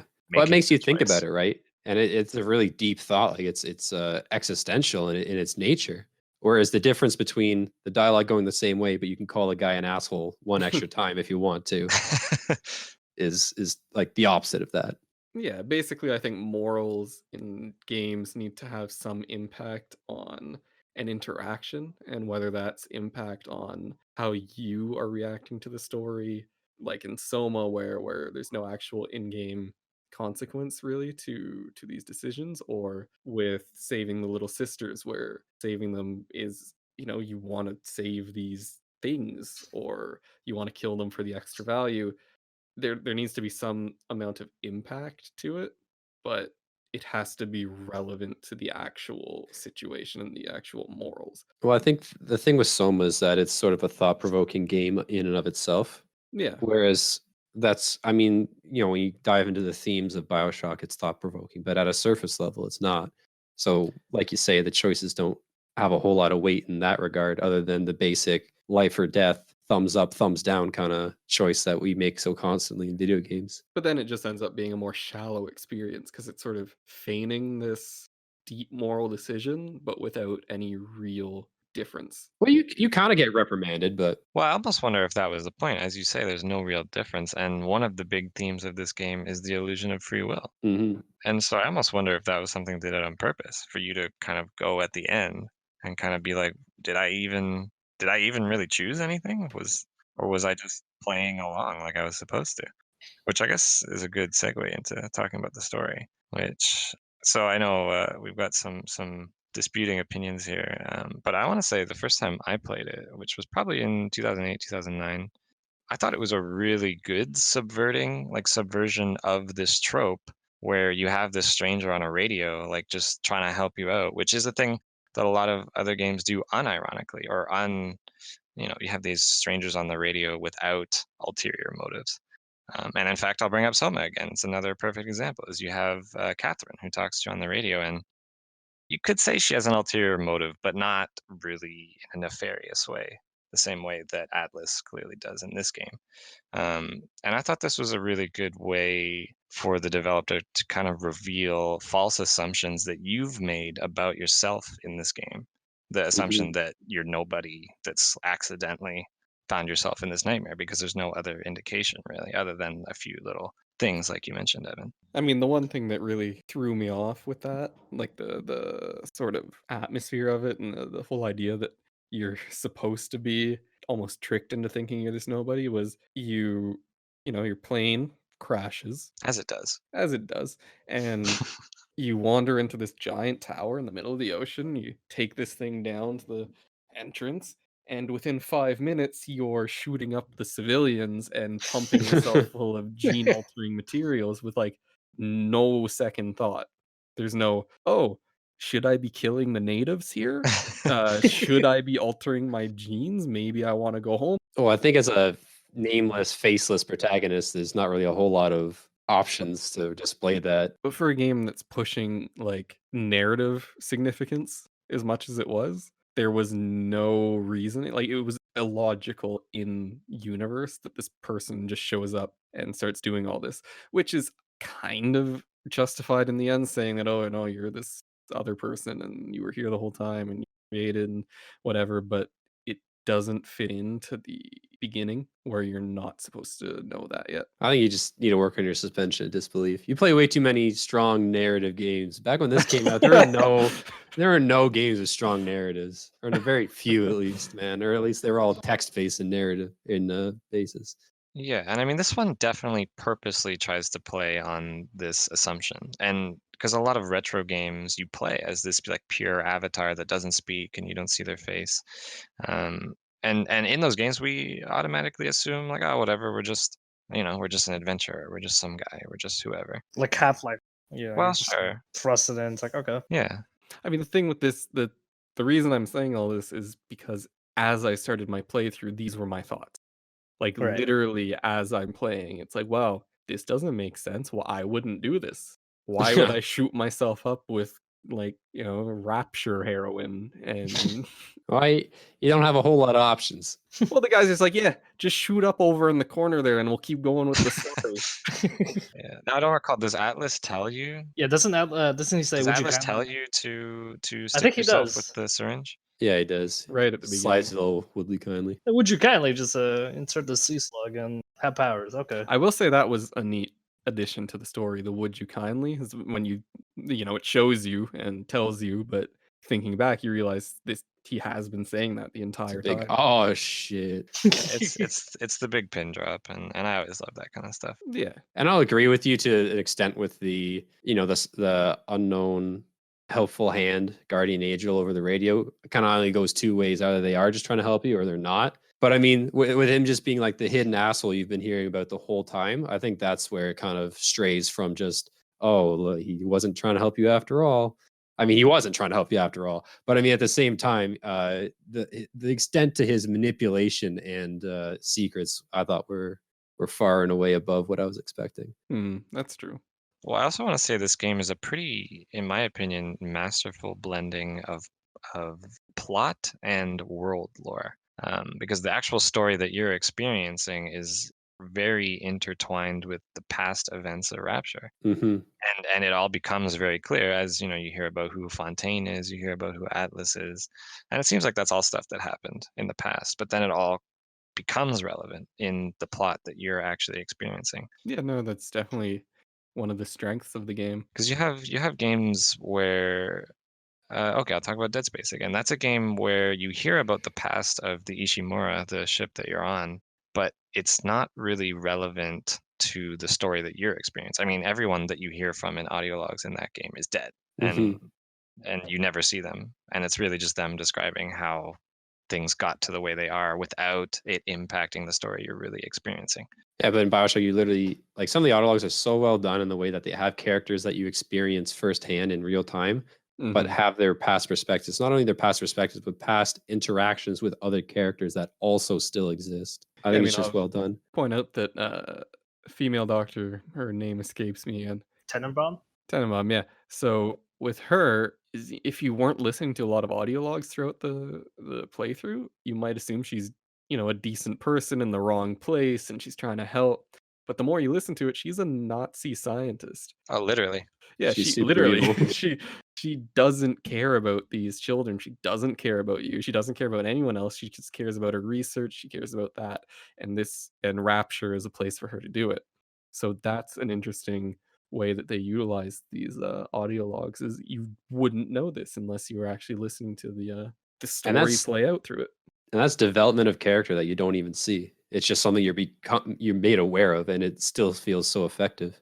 Yeah, which is why by the time you're trying to turn yourself into a big daddy, I realized that well, she isn't trying to help me. She's trying to help herself. She's trying to save the little sisters and Yeah, she's trying to save her own conscience. yeah, she knows that you're gonna not be able to turn back after this. So, you realize her motives aren't honest. Yeah, I have to wonder why your character goes along with the Big Daddy plot at all, because at that point you're freed of mind control. And again, it's the solution of free will because you really, if you want to finish the game, you don't have a choice. Like this is Well, what you're. that's sort of the fourth wall break that they Yeah. present for you. Yeah, it would have been more interesting if it's like, oh, you can attempt to beat the game without turning into the big daddy, and it's gonna be way more difficult. You're gonna be way squishier. But if you do get through, you get that ending with the going up to the surface and everything. Otherwise, you turn into the big daddy, it's way easier. You get a ending that's similar, but you end up stuck down there Ooh, or or like something. Tenenbaum walks you down there and escapes with Yeah. the little girls herself. Very, very, very Soma-like. Yeah, that would be pretty cool. I didn't notice. Do you get any bonuses for becoming a big daddy besides like the fisheye effect on your Yeah, screen? you get way tankier. You take a You lot got less damage. 25% damage, but I guess I, damage I don't know. I resistance. just at that point I was just already a super action hero. I'm just going around blasting. Quick It's like, whatever. note that Big Daddy helmet is awful, and I really wish they had never put it in.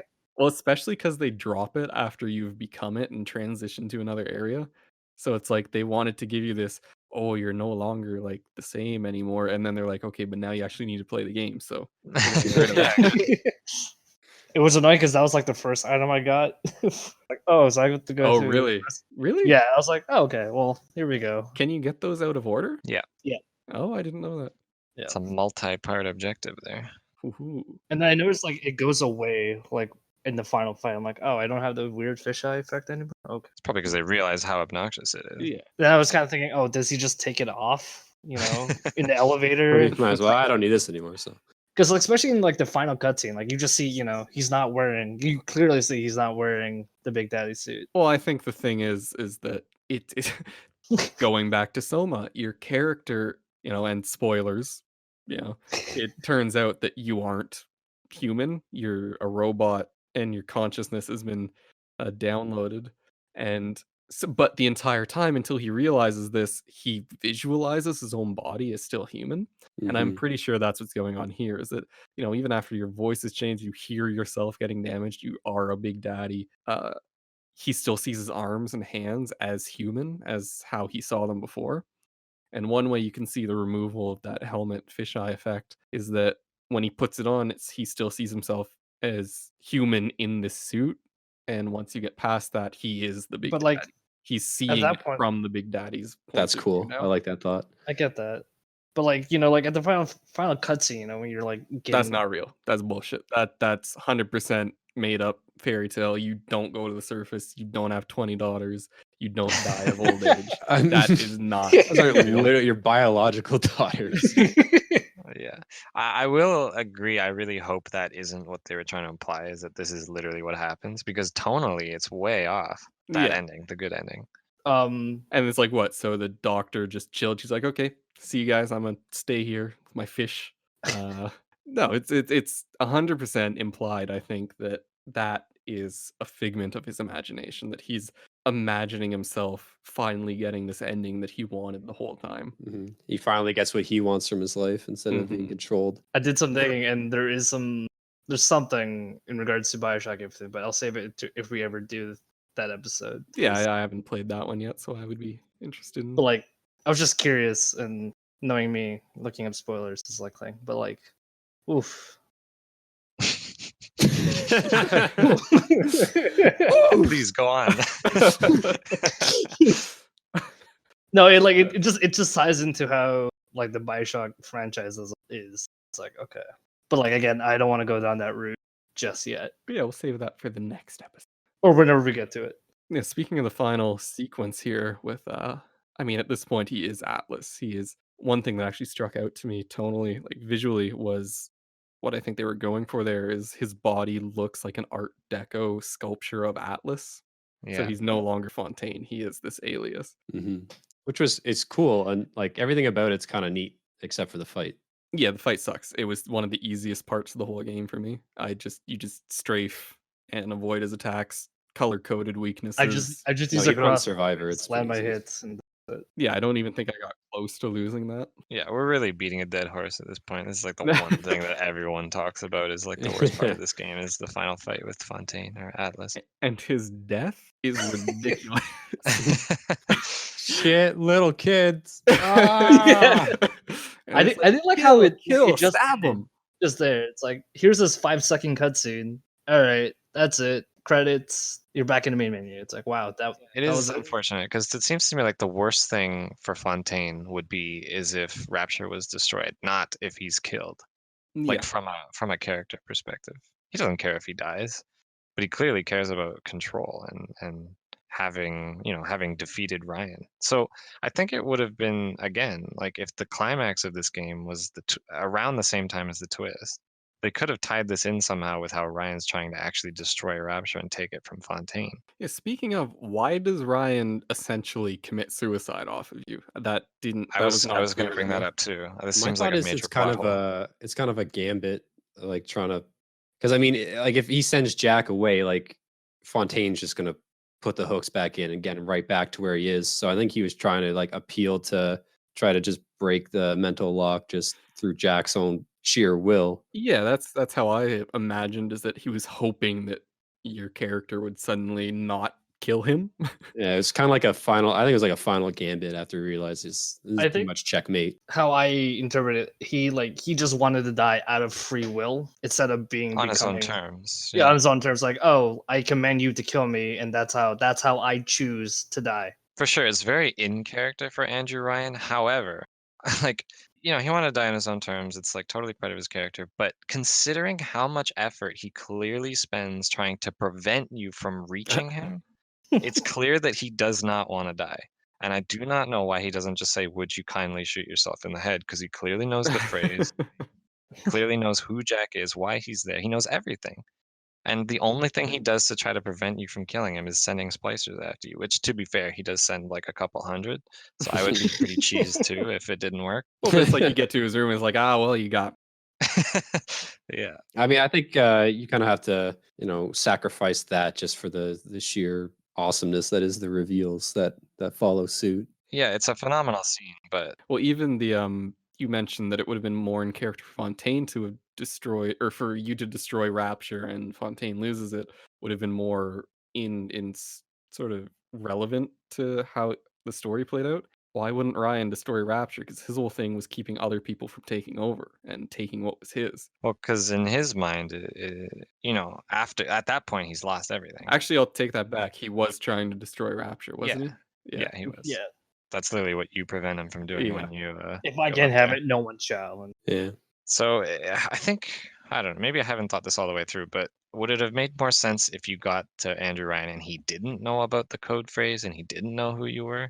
Would that have Well, I worked mean, better? then you just kind of kill him, put a bullet between his eyes. You give Fontaine the genetic code to access everything in Rapture, and then I guess eventually you just kind of find out about what's been going on. I mean, like at that point, like Fontaine doesn't really have any like. There's no reason for him to like try to off you. Yeah, I mean, you'd get that awesome scene with Andrew Ryan and the whole "a slave obeys" monologue, Yeah, which is phenomenal stuff. Don't get me wrong. It's just- disturbing too.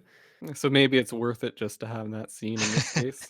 Is it? Is that fair to say? Maybe. You I write mean, in plot holes for the sake of if that scene has emotional such a engagement. major payoff, then what if the game just ended right after that, and then it's like the sequel was just like the follow up? Well, I think it has to do with its overarching tone as of free will. As you know, do you even as a player have it, right? yeah, I think the story isn't you defeating all these. The story is you becoming sentient, essentially. Is you getting your free will. So killing Ryan wouldn't have been a conclusion. For the level of like plot hole that I guess it is, or blip, I think the scenes and set pieces that they pull off because of it are well worth it. Now, in terms of plot holes, and correct me if I'm wrong here, as I've only played this once and very recently. So the reveal that the Irishman who's been helping you is the bad guy is, all well and good.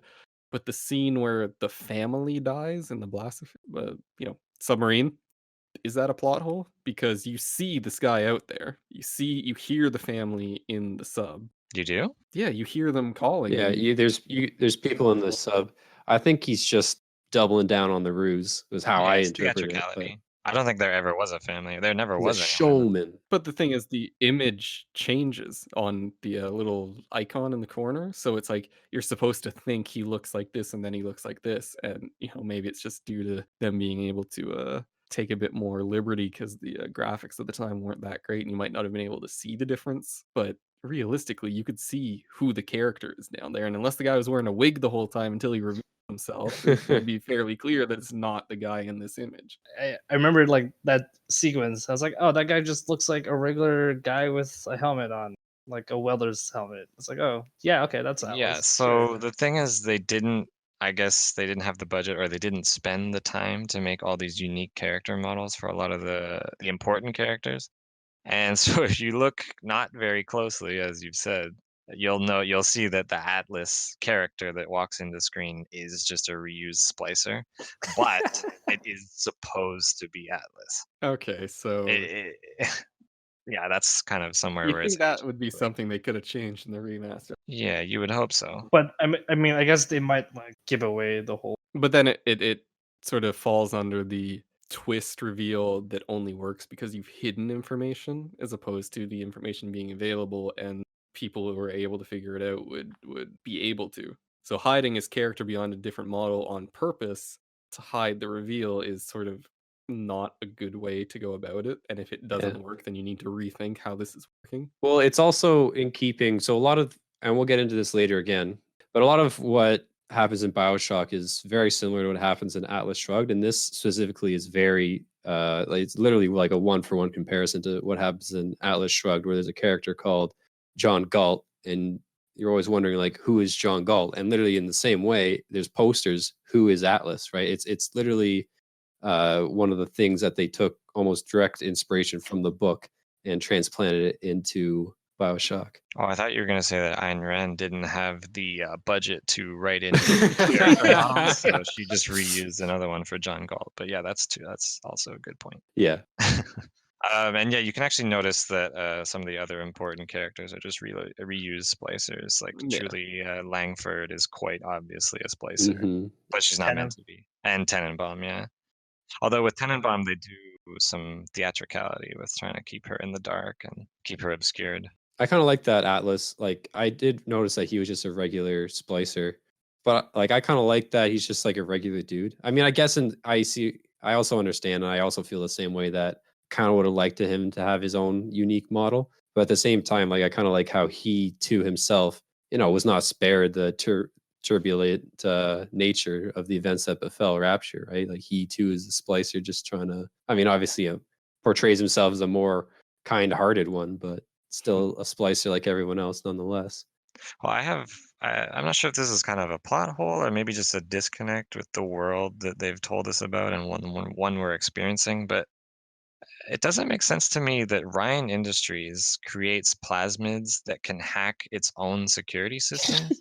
Well, it's not actually Ryan Industries, it's Fontaine Well, Futuristics that invents the well, plasmids. so that's what I'd expect, but the little animatic or little graphic that pops up when you buy like Security Bullseye or Hypnotize Big Daddy, it says Ryan Industries on it.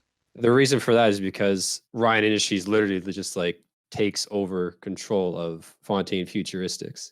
Right, but then why not stop producing these plasmids that are actively against your systems? Well, they're not actively against this system. They can be used against the system, but they making money, bitch. So Well, one thing I'd actually like to point out in terms of the whole world here is the plasmids and all that is like this is some utopian society, and all of their plasmids and perks and all of the stuff you can buy and all these vending machines are all for like killing. Yeah, they're all combat. Yeah, it's all combat. There's why is this a thing? Like it shouldn't exist in context of this world. Yeah, I would agree. It's hard to believe that Rapture was ever anything but a total nightmare. Like, Yeah, it's like you can light people on fire, yeah. send a swarm of bees after them, like you're okay, selling this to the bees people? ones for sure. But I mean the one where they advertise Incinerate just being able to like turn one digit of your finger on fire and not like shoot flames from your hand.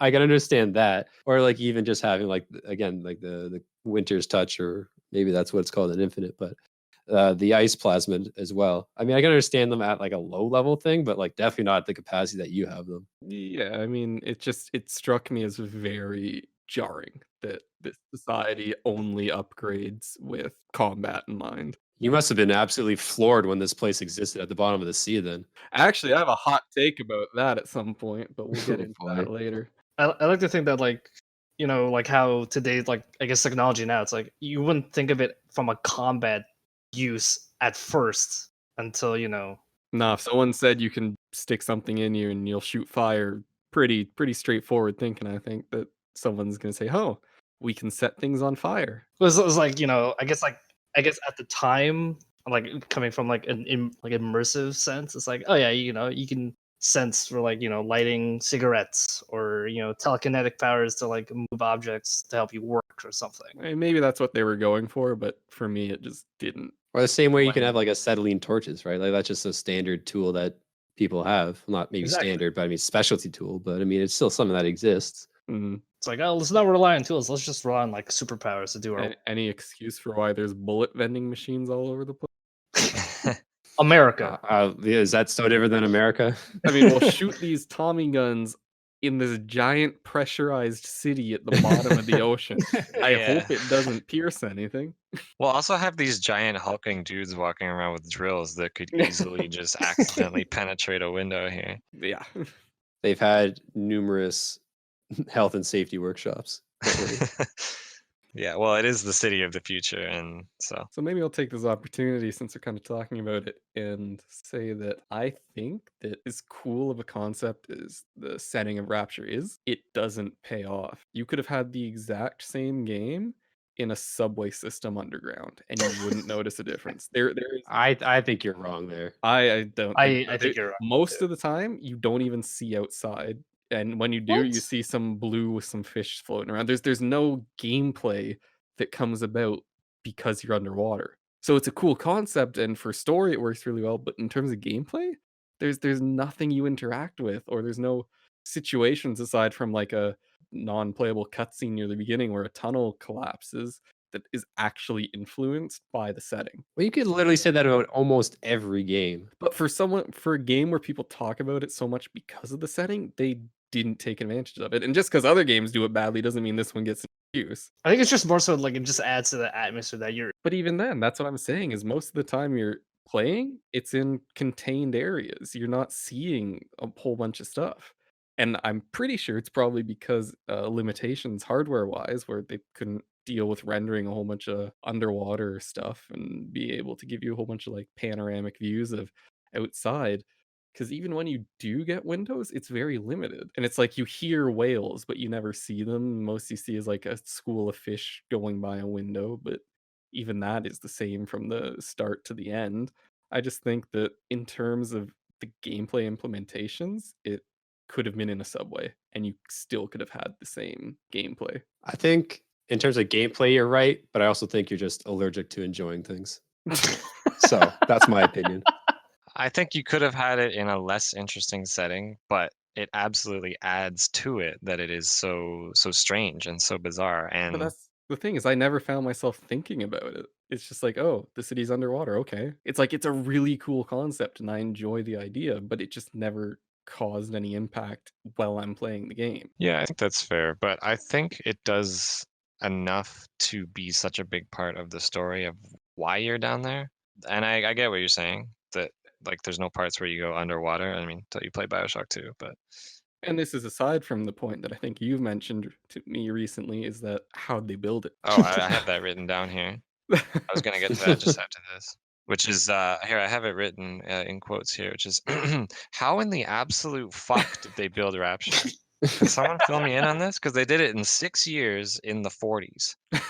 You literally just build steel structures and pump the water out of them. But it's a metropolis. Like there's all these skyscrapers. Okay, It's yeah, huge. like the scale of it, yes, but also Well, that's what I'm getting at. It absolutely beggars belief that they did this in 6 years. A lot of these points we bring up, I find end up in the conclusion that they thought of a lot of the game's setting and sort of story points before thinking of the gameplay, which is a case in a lot of different games where there's a really interesting mechanic or a really interesting story point that isn't turned into a very interesting mechanic. And in terms of the world building there, it's like they could have made it if they built it that short of a time ago, there could have been sections that are off limits because they're still working on it, or there could have been an example of how they did it. But it's relying on suspension of disbelief, but it's really pushing it, I think. maybe. I don't know. Maybe I'm just a fanboy, but that just sounds like bizarre nitpicking to me.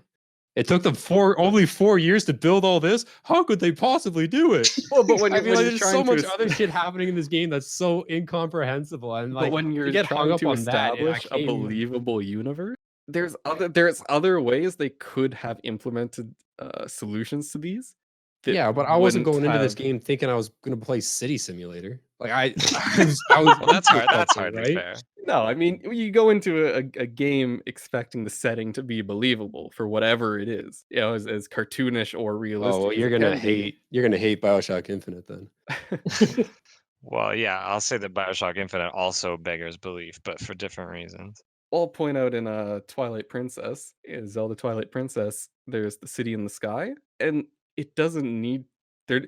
The thing is, they didn't give like it was built here or this long ago, or there wasn't any reason. It's a city floating on basically propellers, and the less you had to know about it, the more believable it became. But that's just also Zelda doesn't have that level of detail in it. Well, not necessarily, but once you start introducing reason behind stuff, you have to back it up.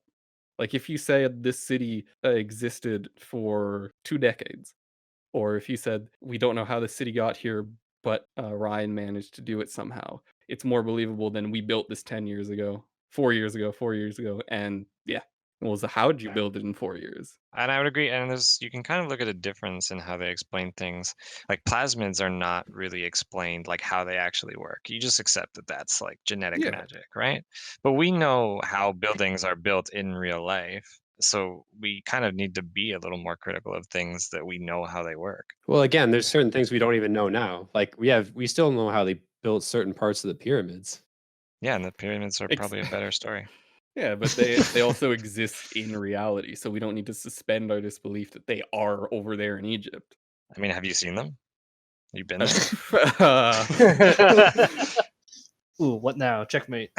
Next question, please. But when you're building a imaginary world, I think you have to put a bit more effort into the actual logic behind stuff if you're trying to push it as logical. Well, I think the difference between this and The Legend of Zelda is this happens in the real world. The city at the bottom of the ocean? It's based in the real world.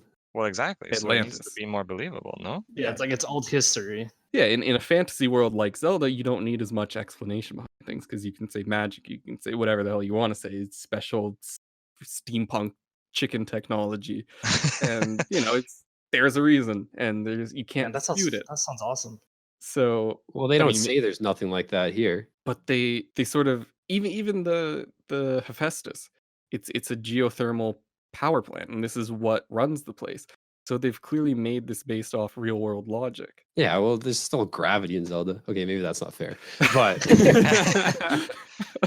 I think I'm just gonna cap this off by saying it's a bit of a nitpick. It's not. It's really not the end of the world for this game. It is just like kind of a thing where if you think about it, you're gonna be like, hey, wait a minute. yeah, if you're playing and you're in a bad mood and you hate the game, you're gonna start thinking about these things. I'm sure like maybe in Bioshock 2, I don't know, I haven't played it.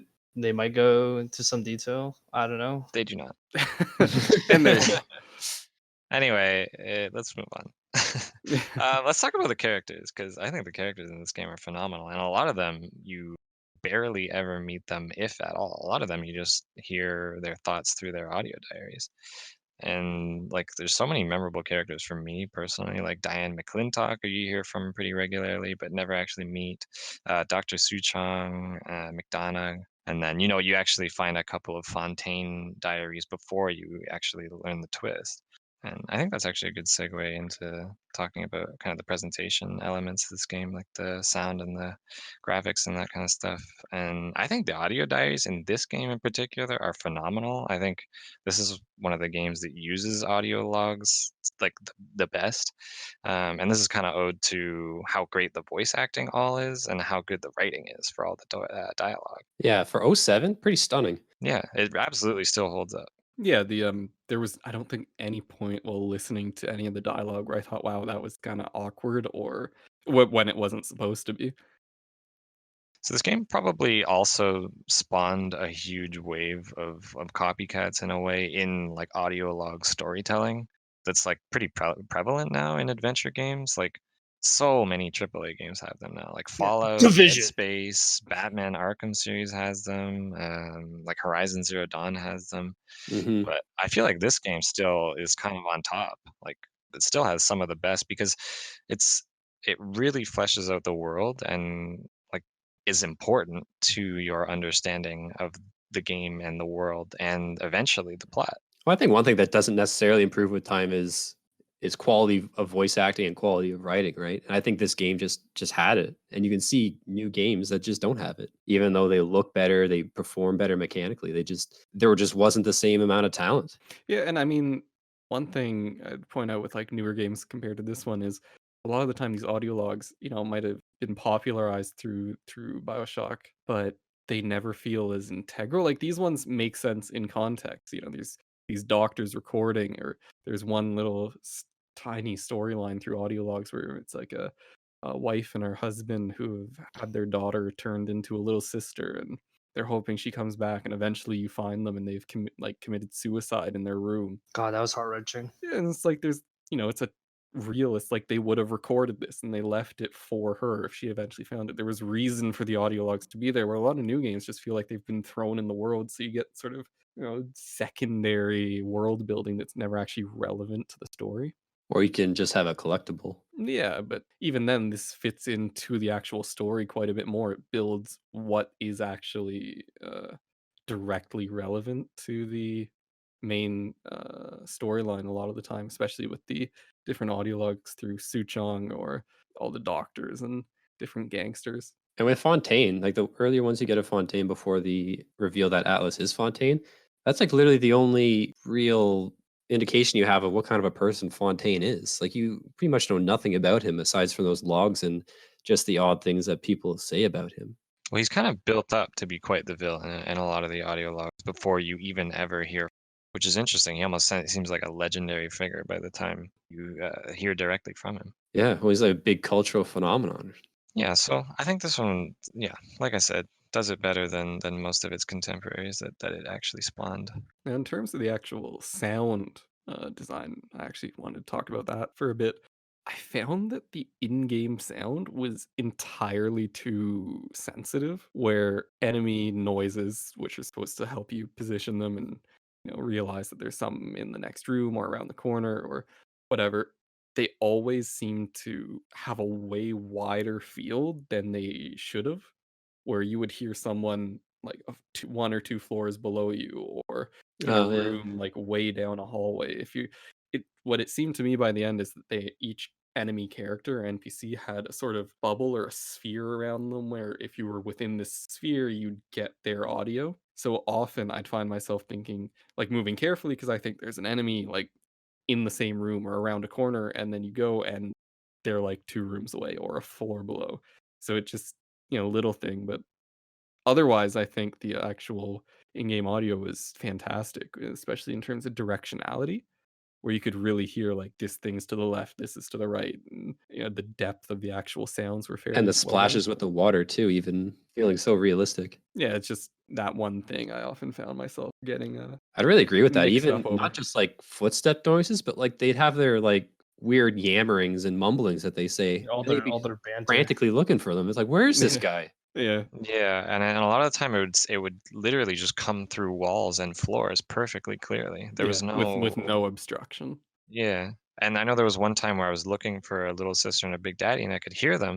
And I'm like, I can hear them, like it sounds like they're right in front of me.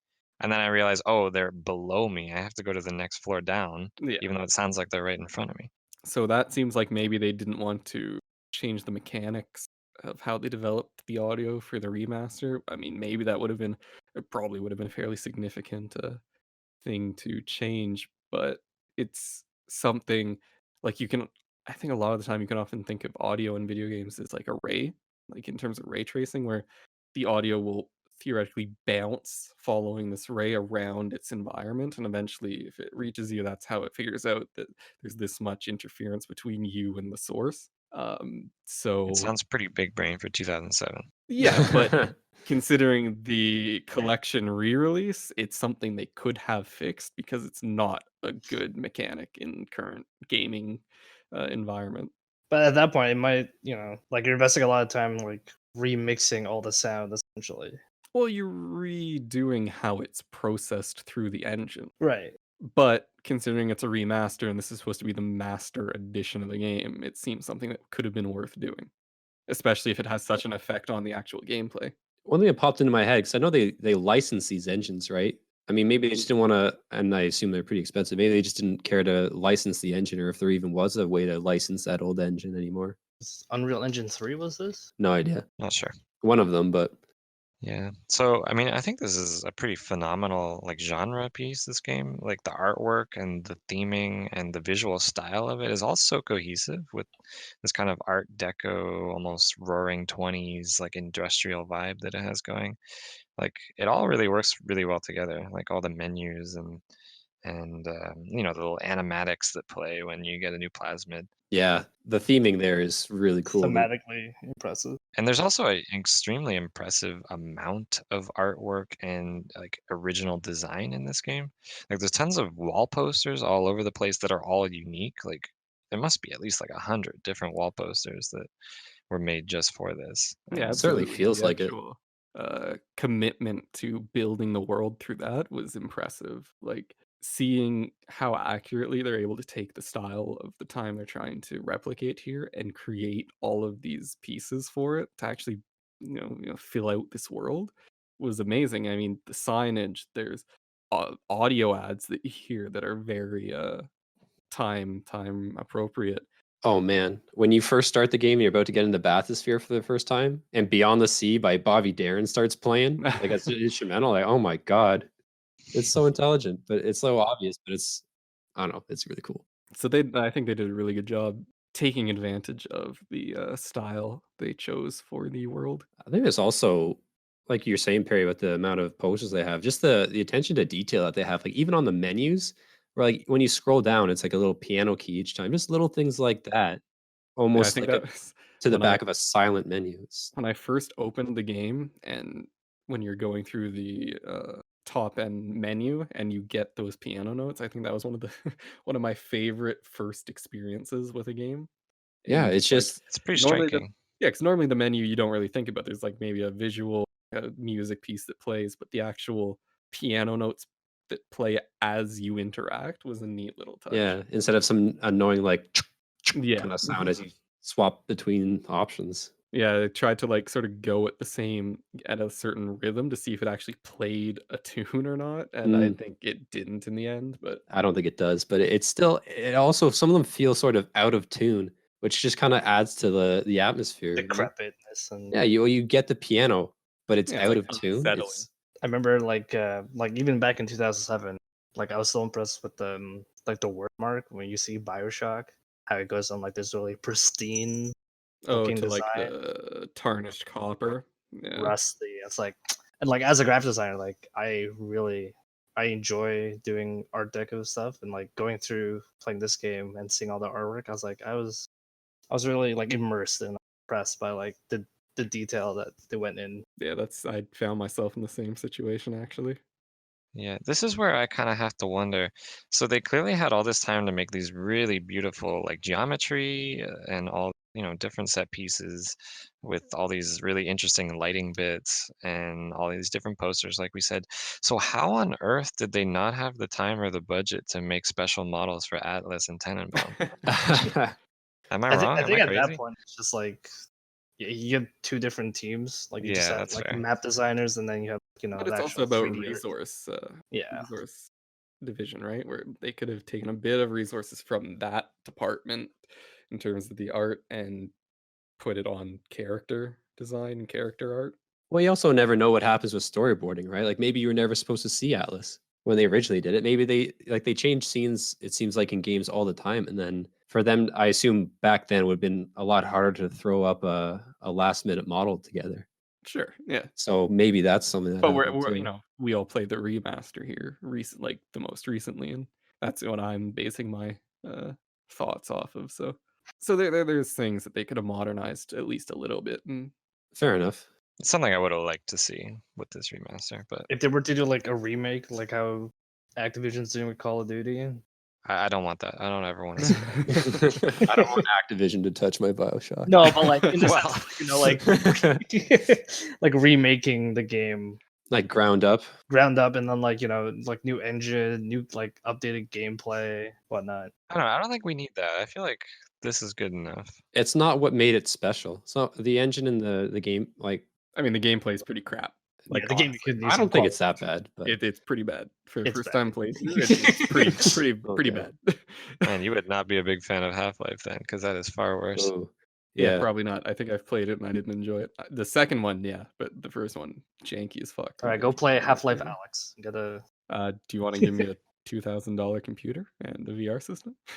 I can tell you to build one for cheaper, but okay. Oh, there's actually one more point I want to add for graphic presentation. I really like the theming of like Greek mythology into the whole. Well, it brings up that there's actually a very heavy religious aspect to a lot of the world and setting between the crucifixion you see going into one of the areas, and I can't remember I which think one, it's but it's Neptune's Bounty. yeah, it's a smuggler who's literally been crucified on the entrance, and there's like a bunch of Bibles beneath them. Like And paganism when you get to Arcadia. yeah, and then there's like, Adam, Eve, rapture. Yeah, Mhm.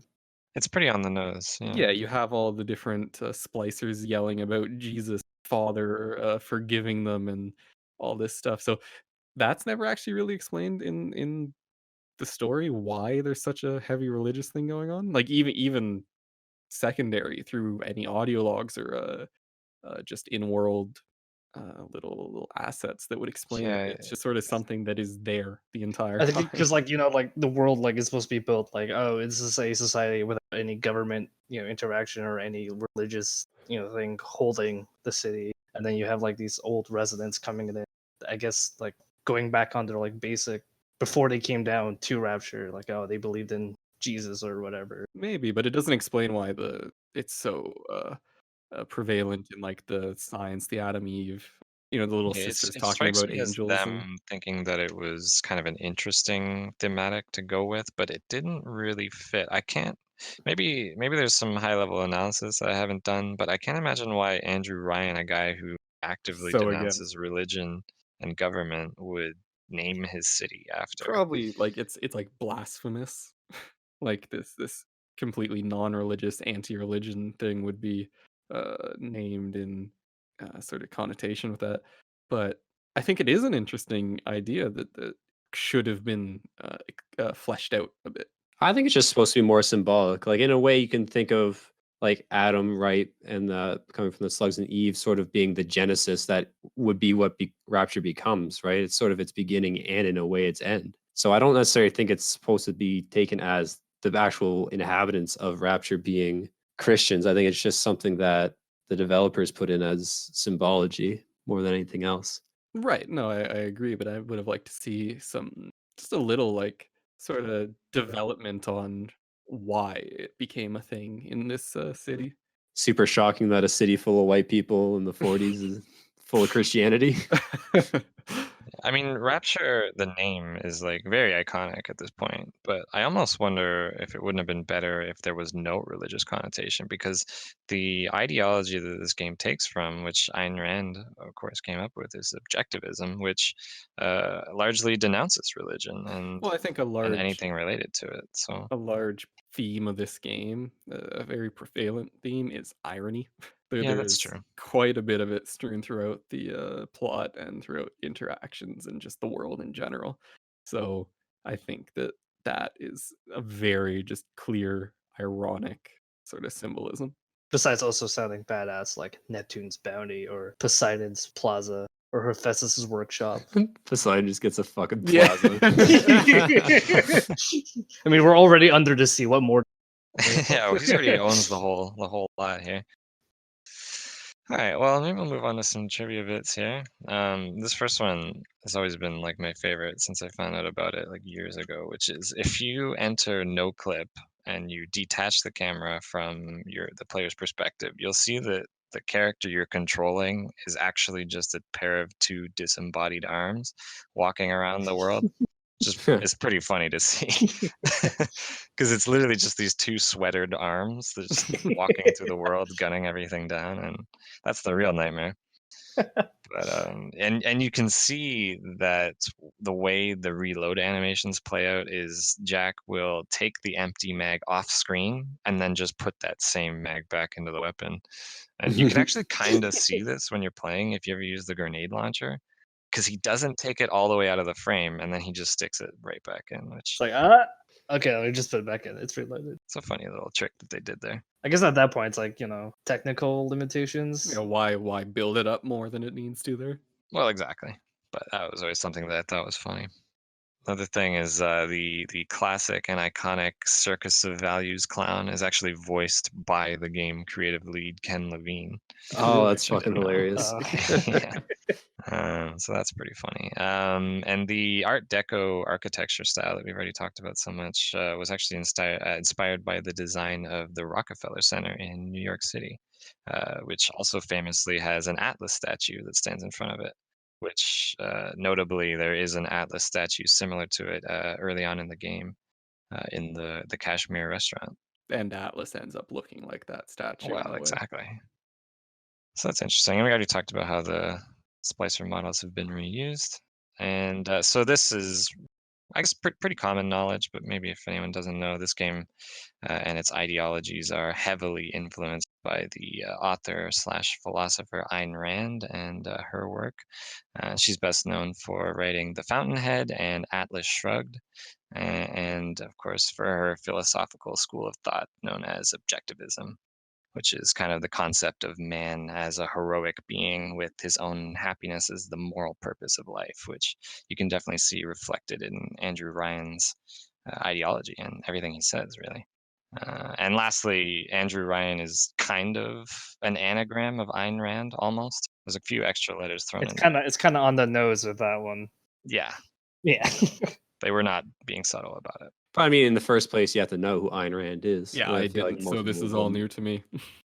All right. Well, I got some questions for you guys. We'll start it off with Cam. Are there any games that have come either before or after this one that you might compare it to, Bioshock 2 and Infinite notwithstanding? Yeah, there's actually tons of them. So like we kind of mentioned earlier, there's like Yeah, we've already Doom and talked Duke about, like- Nukem and those ones, and like Prey, Dishonored feels like it's in a big way based off of Bioshock. You kind of have these supernatural powers as well that you kind of use to traverse the map and interact with enemies. Metro 2033, again, a little less, but also kind of has to deal with a survival horror and kind of a first person kind of one. And as well as like Ken Levine's previous projects, System Shock, in a way, System Shock 2, which there's actually a new one coming out soon, which looks properly terrifying. So for anyone Oh, I didn't who know that. wasn't good, yeah, it actually looks super gruesome. But I Oh, I thought mean, that was a remake or just no, it like a looks like an reboot. entirely new one as Okay. far as as far as I know. But but I mean, even if it is, like the graphics on, I haven't played System Shock 2, but the graphics looks like they're out of GoldenEye practically. And Yeah, it's not good. yeah, That but game I came out mean, in 1997, and it shows. yeah, and even the more recent one, number 2, came out in '99. But still, in terms of like where Ken Levine went from that game to this game, it seems like it was kind of night and day. Whereas the old one looks very old school. It's very heavy RPG mechanics. There's a crap ton of audio logs that like don't seem to be as good as world building as they are in this one. So a lot of things are turned, but it also had like horrendously clunky controls. Apparently, like A and D on like a keyboard weren't to strafe left and right; they were to turn your character left and right. And moving backwards was X, it wasn't S. So I mean, certain things like that, like obviously that game does not nearly perform as well as this game. But some of the newer games, I mean, it's hard to compare. Like the original, I don't know if it's the original. I'm pretty sure it's the original Prey came out in 2006, and it does not compare at all to this game. BioShock, for being a year later, just absolutely blew it out of the water. It is by far and away the superior game. And then the Dishonored kind of have a good stab at it, and same with the Prey remake. But I think BioShock, I mean, barring the gameplay problems that we've talked about, how the aiming feels a little dated and really slow to react to input. I think if you were to take this game and give it the overhaul in terms of the controls that like newer games would have, I think that it would still compare to any of the ones that come out recently, even without added features. Really, I think it really just is that good. I'd be inclined to agree, although I know not everyone would. But yeah, it's kind of a tried and true genre, this sort of first-person shooter adventure game, which I want to say, well, they've been making these kinds of games for a couple decades now. Definitely Half-Life is like a notable entry in that category, but yeah, I would agree. This is definitely a extremely solid inclusion. It's kind of like a merging of worlds almost. They kind of took like we talked about the Wolfenstein and that kind of system, and they literally merged it almost entirely with System Shock too. It's got the same kind of thematic storytelling elements and stuff like that. And it feels like it feels like it's its own new brand new thing that kind of defined a genre, but it really did, when you break it down, just kind of take from other existing games. Yeah.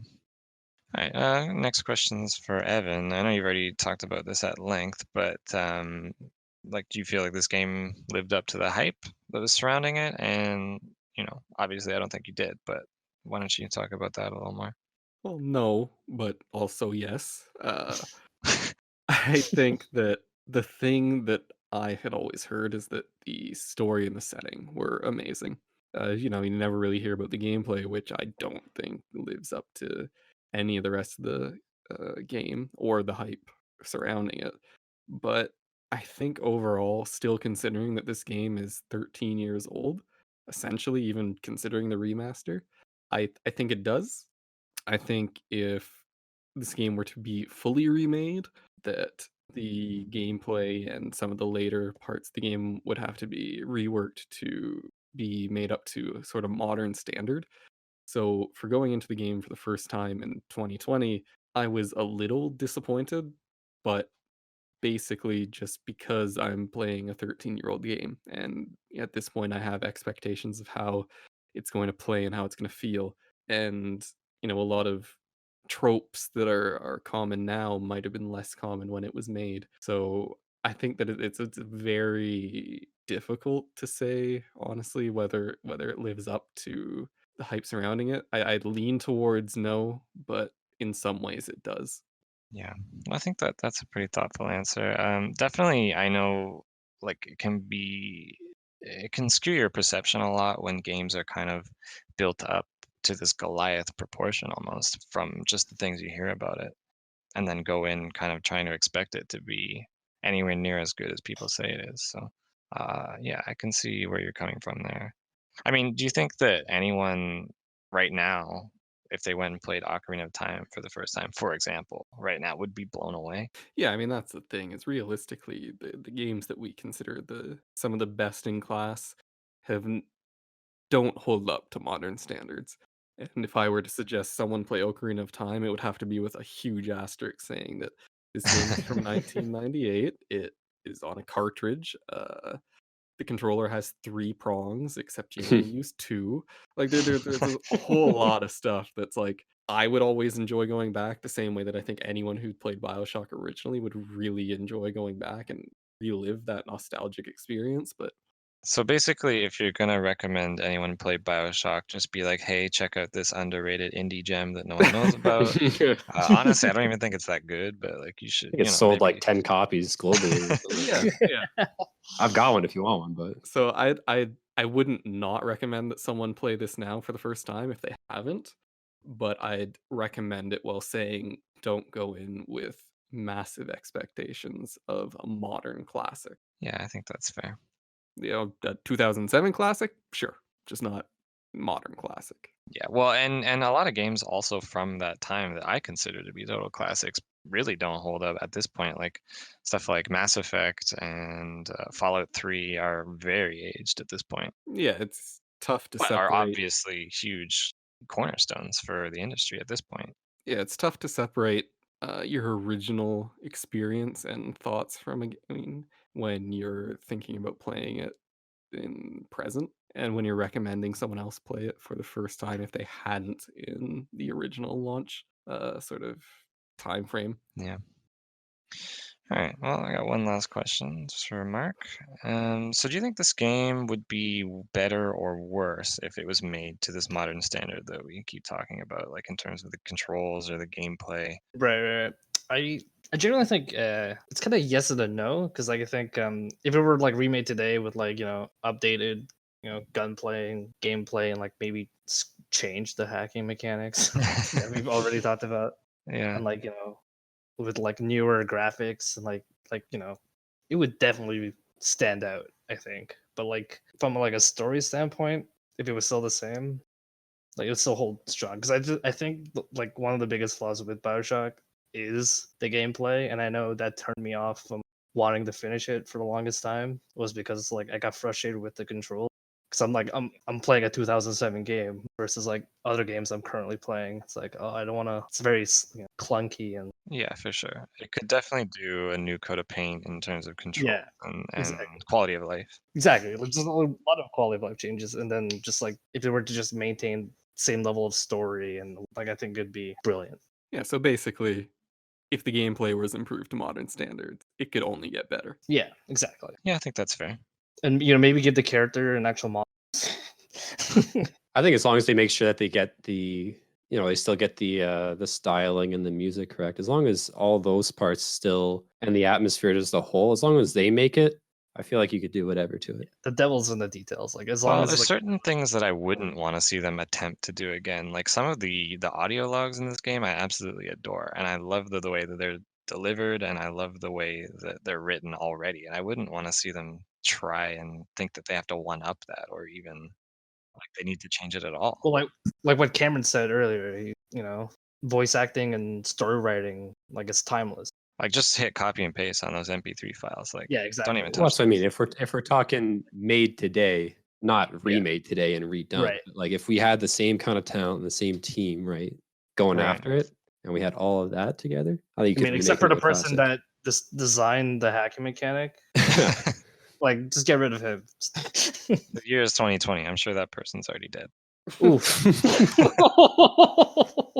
Jeez, you yelling at an old man when he made that game. I'm gonna look it up. Like who would be came up? Who's responsible? Who do we point Yeah, to? who's responsible for that? All right. Well, I think we've covered about as much as we can here. It's a big topic. It's a big game. But I think that's going to wrap it up for us. So thanks everyone for listening. You can tune in next time where we're going to be talking about the Elder Scrolls V Skyrim. See ya. Good day.